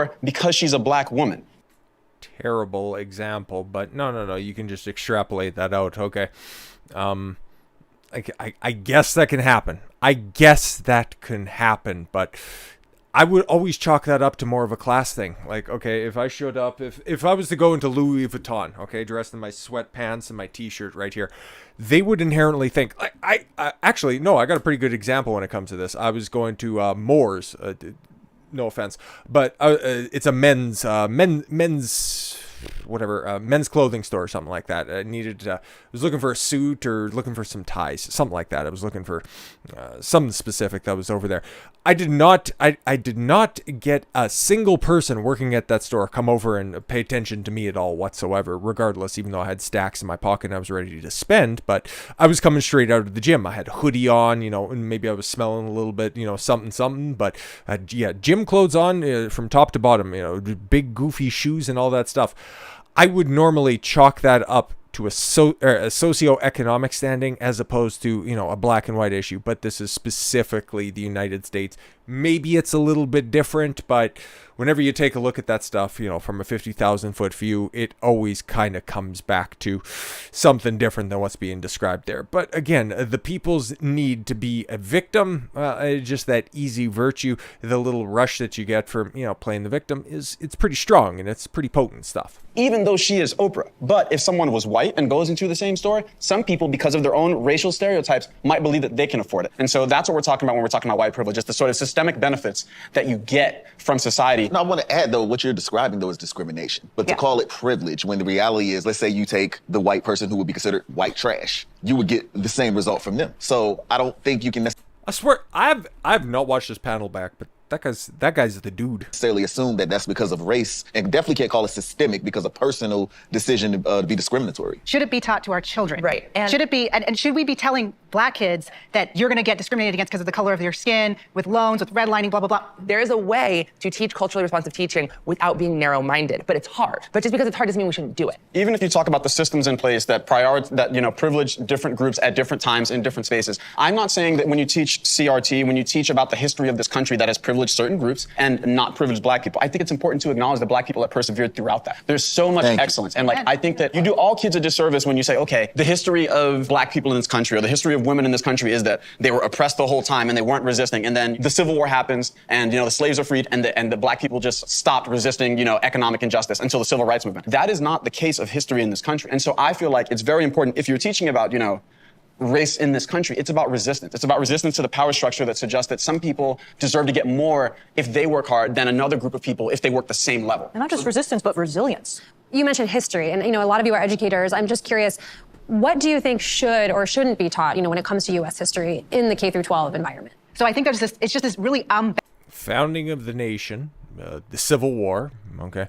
But of course, the only thing that it's the exact same thing with World War II. You don't want to talk about World War I being a big precursor. Basically bankrupting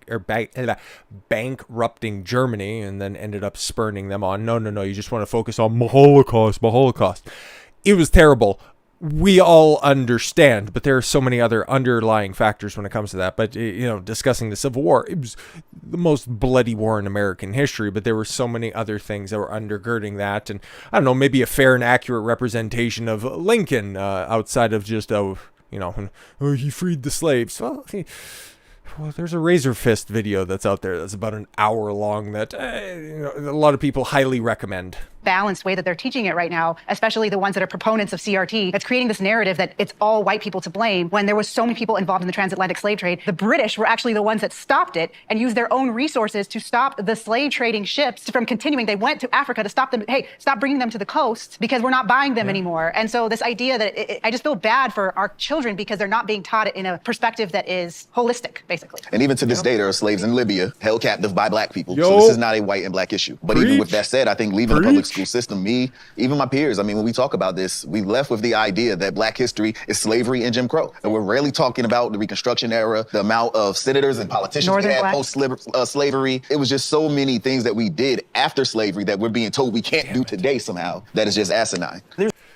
There's a book that's right over there on my bookshelf that I highly recommend to everybody. It's so fucking clear, okay? Why certain groups throughout history have continued to get denigrated over and over again.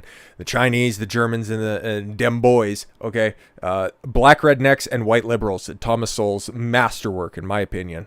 That one right over there. It lays out everything in 3 different essays. Fucking perfect book. There's no conservative in America who's saying don't teach slavery in the classrooms. But if you're going to talk about slavery, to his point, let's talk about Madam C.J. Walker. Let's talk about George Washington Carver. Let's talk about all these black people who have done some really incredible things that, in spite of quote unquote systemic racism and all of these things, have achieved. Let's talk about Barack Obama. Let's talk about Kamala Harris. Why is every Well, less said about Kamala, the better, because you'd have to, they would end up circling back to their sexual education portion. Conversation that we have to have about black people in the classroom, about us being in chains, downtrodden, and having no hope. That's a problem. And Black History Month, it's American history. Let's talk about that too. Those are important inspirational stories that are not taught in the classroom. Do you think that the fight against CRT is hurting the efforts for more diversity and inclusion? I don't want diversity and inclusion. We already have that. What I mean by that is you said you want more black stories of hope and success and all of that. That's what I mean. But that's unfortunately not what CRT is. Yeah. I know.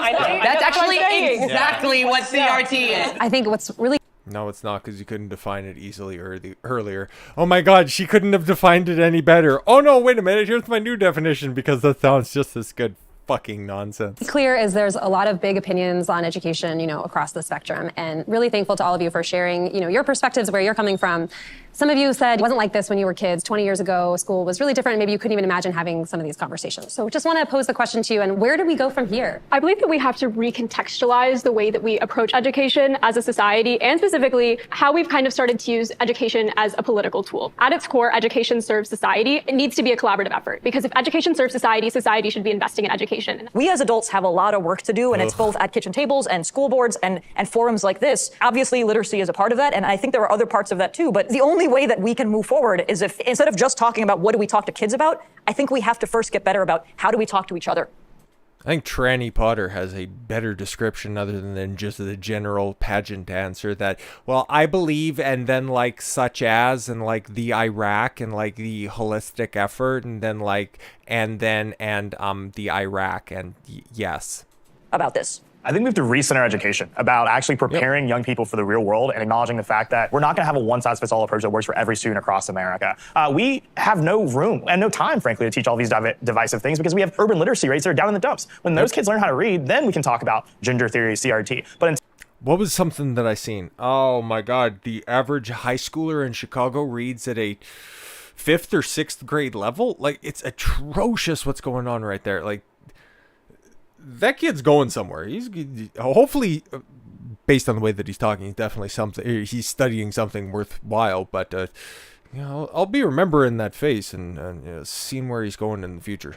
Until we have children who are proficient and above a 3rd grade reading level, and majority of those kids in cities like Chicago and Detroit, we don't need to be even having a conversation about whether or not students should be learning about privilege in schools. The number one policy thing that I come back to that we must do to improve K through 12 education is to put in school choice at a universal level. It's far too overdue. It will incentivize the public schools to fix a lot of the problems that they have. It'll put the power back into the parent to get their child an education that best meets their needs. And I do think that if we're going to build the best generation of young people, then we should start with teaching them tolerance, kindness, and active listening before we get into racial privilege theory, gender privilege theory, etc. I think that it's so important to get back to critical thinking and understanding that the way that we raise the next generation is also, not necessarily staying fixed ourselves. I think you were saying that, your wife is learning with the kids. And if we continue to learn about, hey, how do we do this better for ourselves? How do we treat each other better? The more that we do that, the better that we will be able to collaborate with people we disagree with. The better that we'll be able to make a curriculum that actually does, speak about the excellence that you're able to do if you, continue to challenge yourself and strive and push forward. On this panel, yeah, instead of just studying different things that just tell you that one group has been aggrieved by another group and that the other group has been held down by another group, it's almost like, you just learn universal truths about the world, and then you can start to understand and realize that success doesn't give a fuck about your genitalia or your lack thereof or the color of your skin. It's that success breeds success. How about that? Really huge set of diverse opinions. There wasn't really a bad guy. It was, we all wanted the same thing at the end. We just had different ways to get there. Yeah, but you're never defining any of your terms, so I found you very difficult to take seriously. Oh, that and the makeup. Just think the collaboration is really what I'm taking away, because you can collaborate with anyone. I think we need to make sacrifices for our children's future and prioritize them a bit more today. Aside from that, if you choose the public school route, I'm all for the collaborative effort, but what that needs to look like is parents showing up to PTA meetings, showing up to the school board meetings, knowing and being inside the classroom and being actively involved regardless of which route you take. I think we put too much faith into the education of our children in public education when we should be doing more of that ourselves. And we need to make sure that we put more power into the parents and empower them to take control of their child's education. We just need to stop burning down the house. I truly believe that we can save public ed. If we stop arguing with each other and start pouring more resources and really buckling down to save this thing that really in turn saves us as a society, we can do it. We just need to stop chasing all of these boogeymans that we are just kind of seeing in the media just to polarize everybody and make everybody so angry. We need to stop that and save what we have, because what we have can be great and we need it. Okay, I think that will do it for us. Yeah, make teaching great again. Interesting. Very, very interesting. There was only 3 problems that were up there. The ones that you could probably immediately identify, except for, definitely not bad. Definitely not bad at all. Now, I will leave this up to you guys, okay? Because it sounds like, and I've been trying to go between the 2 different chats that are out there. Things have been going a little floopy. The video's been cutting out on Rumble. It's interesting because I've noticed a couple of different times, just trying to refresh and hop into the chat, and it's been really weird going up and down. It's fucking strange. It's been very strange when it's over there, but over on YouTube, everything it seems to be fine. But yeah, going back and forth. I got another little video that's out there. It's something that's not really all that. It's not really all that connected, but it's the Piers Morgan and it's this stupid fat portly Democrat. And I think we're over 2 hours, so we can really go in on that fat cunt. But if you guys want to, it's only 10 minutes long. We can do this. We can do this if you want. If you guys really want to, it'll probably be 15, 20 minutes. Okay. At worst, we go to the top of the hour, or it's a quarter after, or hey, if you guys have other things that you want to do, no skin off my back. I got some editing that we can do, and we'll regroup with maybe a little bit more of a popular topic, because this one was just kind of niche, right? I don't have any kids, and I don't have any necessary skin in the game, but I would love to see the education system to be reformed and helped out. And everybody who's turned up in the chat, you guys have been talking back and forth, and that's ultimately what I want to do. Creating a community of like-minded individuals, that's more important to me than any sort of success that's out on YouTube. I see a gap in the market when it comes to just congregating a bunch of like-minded individuals, so I decided to fill it that way, and these streams throughout the week have definitely been able to provide that. And that also just kind of gives me a boost, because before I started streaming, really thinking about throwing in the towel, but you guys have definitely rejuvenated me on that. But like I said, I leave it up to you guys. See what you guys are talking about in the chat, and just make sure that if we're going to be going forward, or if we're going to be turning in for the night, that, again, I'm totally fine with that. It really doesn't much matter. So what you guys talking about? What do I got right here? Trend stroker, yeah, cholesterol cream. Yeah, we're definitely. Yeah, those were the three. Oh, the three, and then I think the little Indian girl who's just in high school. She just needs to be more accustomed and woken up to the world, I guess, if you will, on that one. So let's just see what we got right here. I'll go down one for a second. I just want to check the back end shit. And it's like, yo, fucking yeah. Even the YouTube shit, it's interesting just taking a look at the different metrics that are on here. Yeah, it just kind of looks like everything's been a little bit flumpy tonight. Or, hey, man, maybe. Yeah, down for whatever, sure. Let's see. Yeah, we're 13. We got 17 people. Hey, man. Nope. Yeah, fuck it. Fuck it. We'll run it through. If it's too insufferable, fuck it. But if not, we can go ahead. I will go just a bunch of fat pricks waffling back and forth. And if this is Piers Morgan's best showing possible, well, hey, man, color me surprised. But let's see what's going on here. Hi, CNN. It's me, Bill Maher, here with my panel from today's show. Nobody Actor, director, cares. and author of the forthcoming book, Easy Money. Yo, why is it? Ben McKenzie is over here. Oh, that was what's his nuts from OC. If you guys remember that. If you're of a certain age, you'll know. God, Misha Barton was hot. Now she... Oof. Democratic Congresswoman from California, Katie Porter. Oof. And host of Talk TV's Piers Morgan Uncensored, Piers Morgan. And here are the questions from people wanting to know what we think here on the panel. What does the panel make of the two Tennessee lawmakers who were expelled from the state legislature? Oh, that was a... Oh, spoiler. That was a quick turnaround. I got a video that's... eventually coming out. Both of them are back in the House, by the way, because Democrats never take L's because the GOP is totally fucking weak. Get to it. Yes, they were protesting because there was a shooting there. They wanted, I think I agree with what they were saying, is we need better gun control laws. But which ones particularly? And you're talking to, once again, a sympathetic panel. And this is why whenever anybody says, oh, Bill Maher's at least one of the sensible ones on the left, he trots out the same old stupid talking points. And fix your fucking glasses as somebody who's got big stupid glasses. That's a pet peeve. But yeah, we just need sensible gun control laws. Like what? Taking away guns from trannies? You want to do that? These are legislators, and they used a bullhorn inside the well of the Senate of Tennessee. No, while there was an active meeting that was going on, and they hijacked it, and then also were outside stoking the fires of if this was a right-wing demonstration, it would be an insurrection. Otherwise, no, it's just a peaceful protest. We went through all of the videos. How peaceful was that? Tennessee, was it? This is state legislature. Yeah. And interrupted the proceedings, which of course, when that happened on January the 6th, in a much larger and more violent way, all the people currently cheering on the two Tennessee legislators were the ones who would have been condemning and castigating what happened on January the 6th. You're not actually comparing. No, that's crazy. You actually did just compare. No, here's what it's actually a direct compare. Oh, actually, no. The Tennessee insurrection was far more violent. Comparing. When you have a mob. But of course, Waddlesworth there couldn't get through the House wasn't actually, the House of Representatives wasn't even the chamber that got breached on the most deadly insurrection since it was 9/11/2 electric. Well, can't even say that, but no, you're not comparing those two things. But hey, man, yeah, she's definitely comparing dinner orders with everybody else, except for hers is for a day and everybody else is for the week. Of protesters, and they're going into a legislative chamber, whether it's at the Capitol or whether it's in Tennessee, the principle's the same. And if you don't have the same... You know what's hilarious? Okay, Piers Morgan is not exactly an in-shape man, but he looks practically frail and famished next to. Principal response to both of those things, regardless of scale, then you're not principled. No, listen, the principle is different.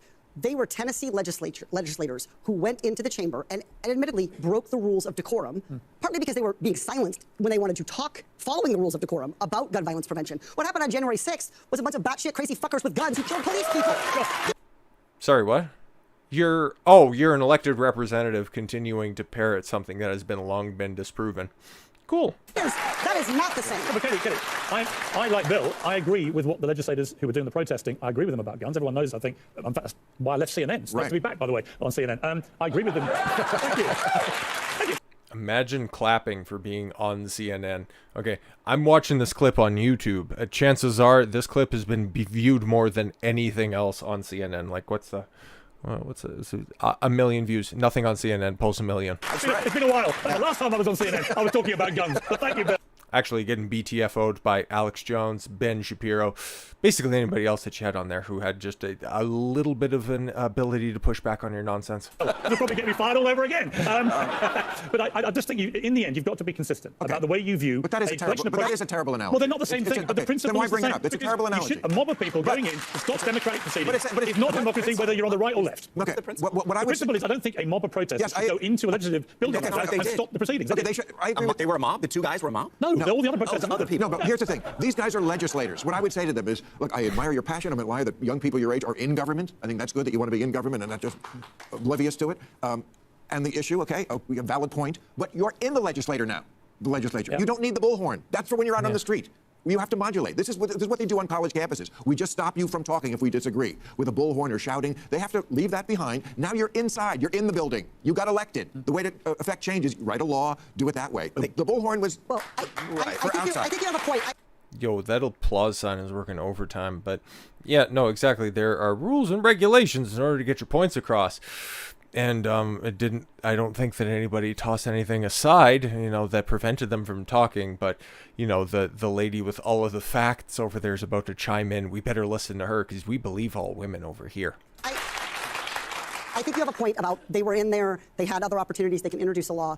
I also do want to say that rules of decorum are often used to silence people who do not have voices. And in this case, we're talking about two younger men, two black men, two people in the political minority in Tennessee. And so we've seen rules of decorum be used over and over and over again in this country as an excuse to exclude people and to silence people. So I think you're right, though, that I can't believe I'm saying this. Like, I so deeply, deeply agree with you about the January 6th and how wrong Piers is to try to equivocate these things. Yes, because he didn't have a follow-up to the rest of your stupid point. Black guys got silenced that bad. Good white person. Didn't they? So what you were doing was playing politics. I talked purely about a principle of a mob of people going in to stop democratic proceedings. It shouldn't be happening whether it's on the left or the right. Let's stop digging. I just love that they've been reelected immediately and raised all this money and they're national heroes. Oops. Didn't work. What do you make of Prince Harry's plan to attend his father's coronation without Meghan Markle? God, why do we give a... I don't... Damn. I didn't say it. I didn't say it. You're on CNN, Bill. I know. You swore on CNN, not me. How about that?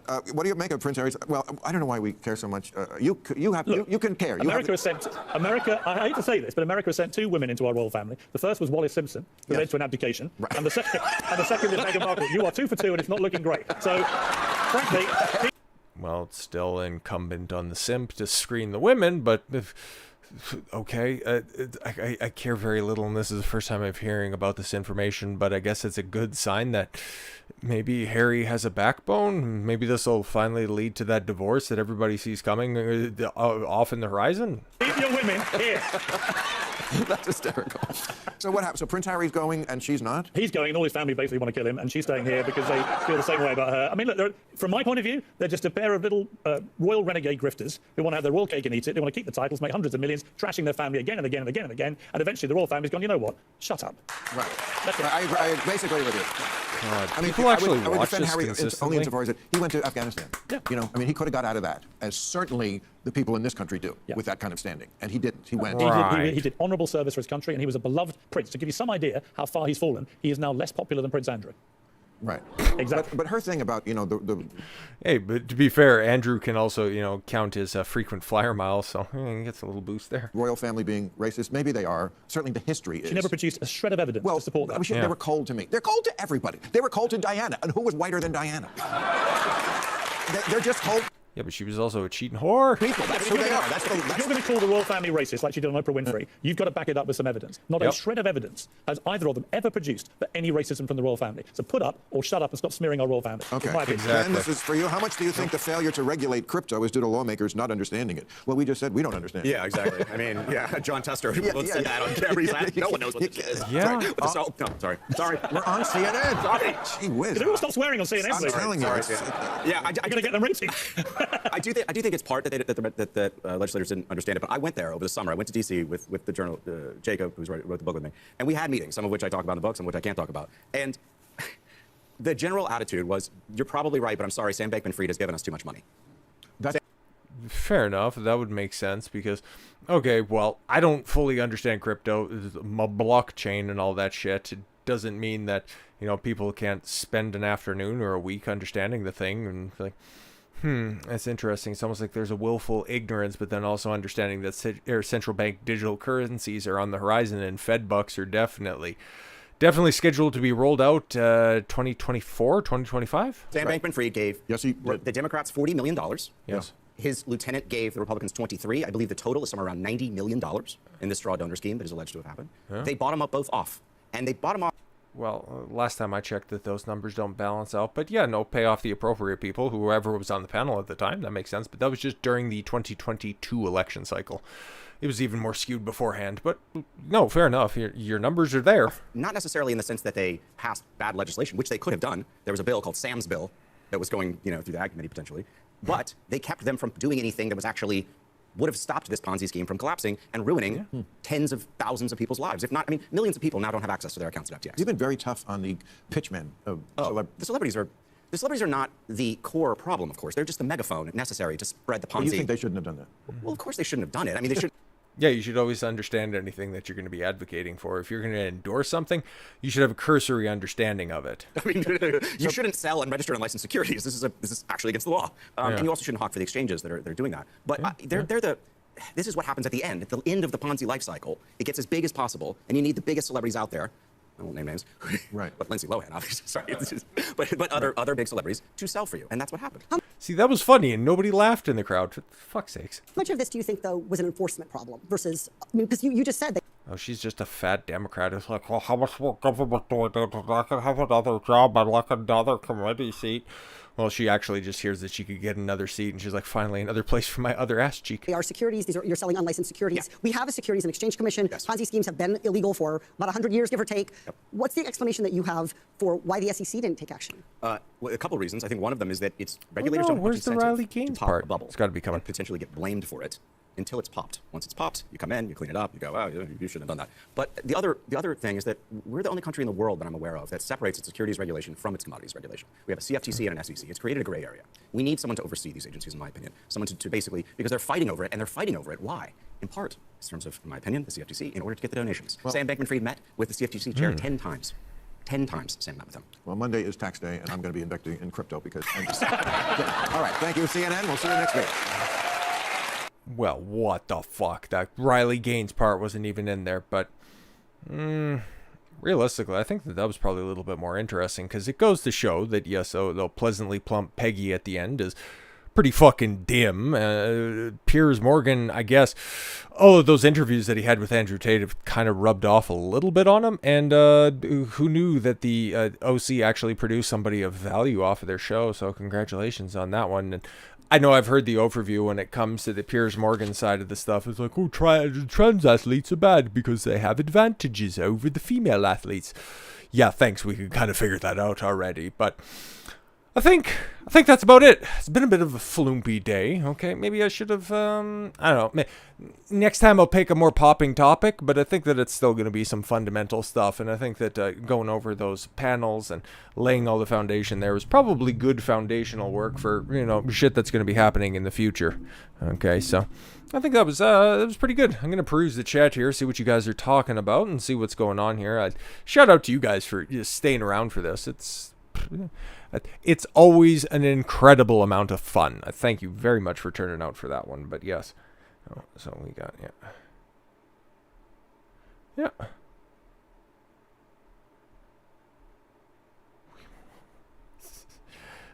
Yeah, no, exactly. Cool. So yeah, just give it a few more seconds and I'll just go ahead and see if there's anything, super quick that's over here. Fuck CNN, all that shit. Okay, fantastic. Abortion access, yeah, I don't care about that at all. Crypto is a Ponzi scheme. Yo, that fat bitch is fucking atrocious, but anything really all that important? Yeah, trans athletes won't get periods. That's a spicy take that's on the side there, but interesting. Yeah, topic, channel tags, no video tags. Interesting. Find that yeah, taking a look at the just as a purely back end from like a content creator's perspective, I take a look at the different tags and everything that's on here, and it's like, you get that many views and you get that much. Yeah, you get all of those different views and you get all those interactions and you fill out none of the information, huh? Yeah, YouTube's a fair, open, and honest policy, but fuck all of them. I'm like a sleeper. Yeah, no. Rookie, you're overseas, aren't you? Japan, right? Yeah. So. Yeah, shout out to you guys, Roger Mametic, Rookie, Ed. I know you were bouncing in between different chats. Actually, everybody here was bouncing in between chats. And Non Sequitur, you came through earlier here, man. No, shout out to you guys. Thanks for coming through. No, I really appreciate it. Regardless, man, I don't care if there's 2 people here. I don't care if there's 50, 100. Whenever we get to a certain level, I'm going to remember everybody who turned out, was here on the rise. So even if it wasn't, that popping of a topic, but I think Saturday is going to be for the memes for sure. So I hope you guys turn out for that. 6 o'clock on Saturday. Might have a couple of upgrades.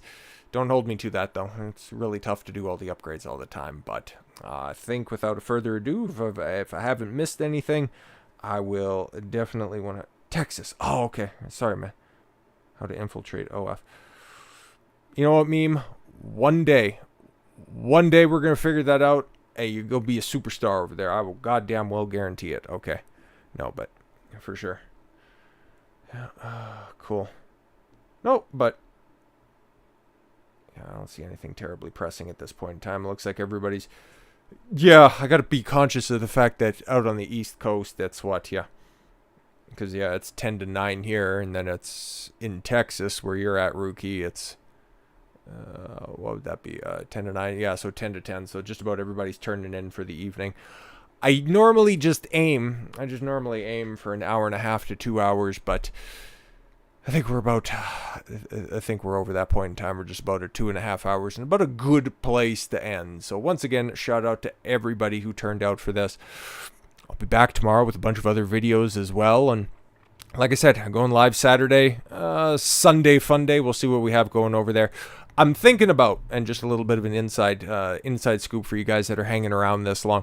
Over on Locals, I probably will put up a post here, if not tonight, probably tomorrow, in order to just amalgamate, and maybe there'll be something on YouTube. But Locals is going to get preferential treatment when it comes to that. But for different videos and different reaction stuff, like on Rumble, we can get away with a whole lot more. Like we can do movie reactions, we can do music reactions as well. And I'm also thinking,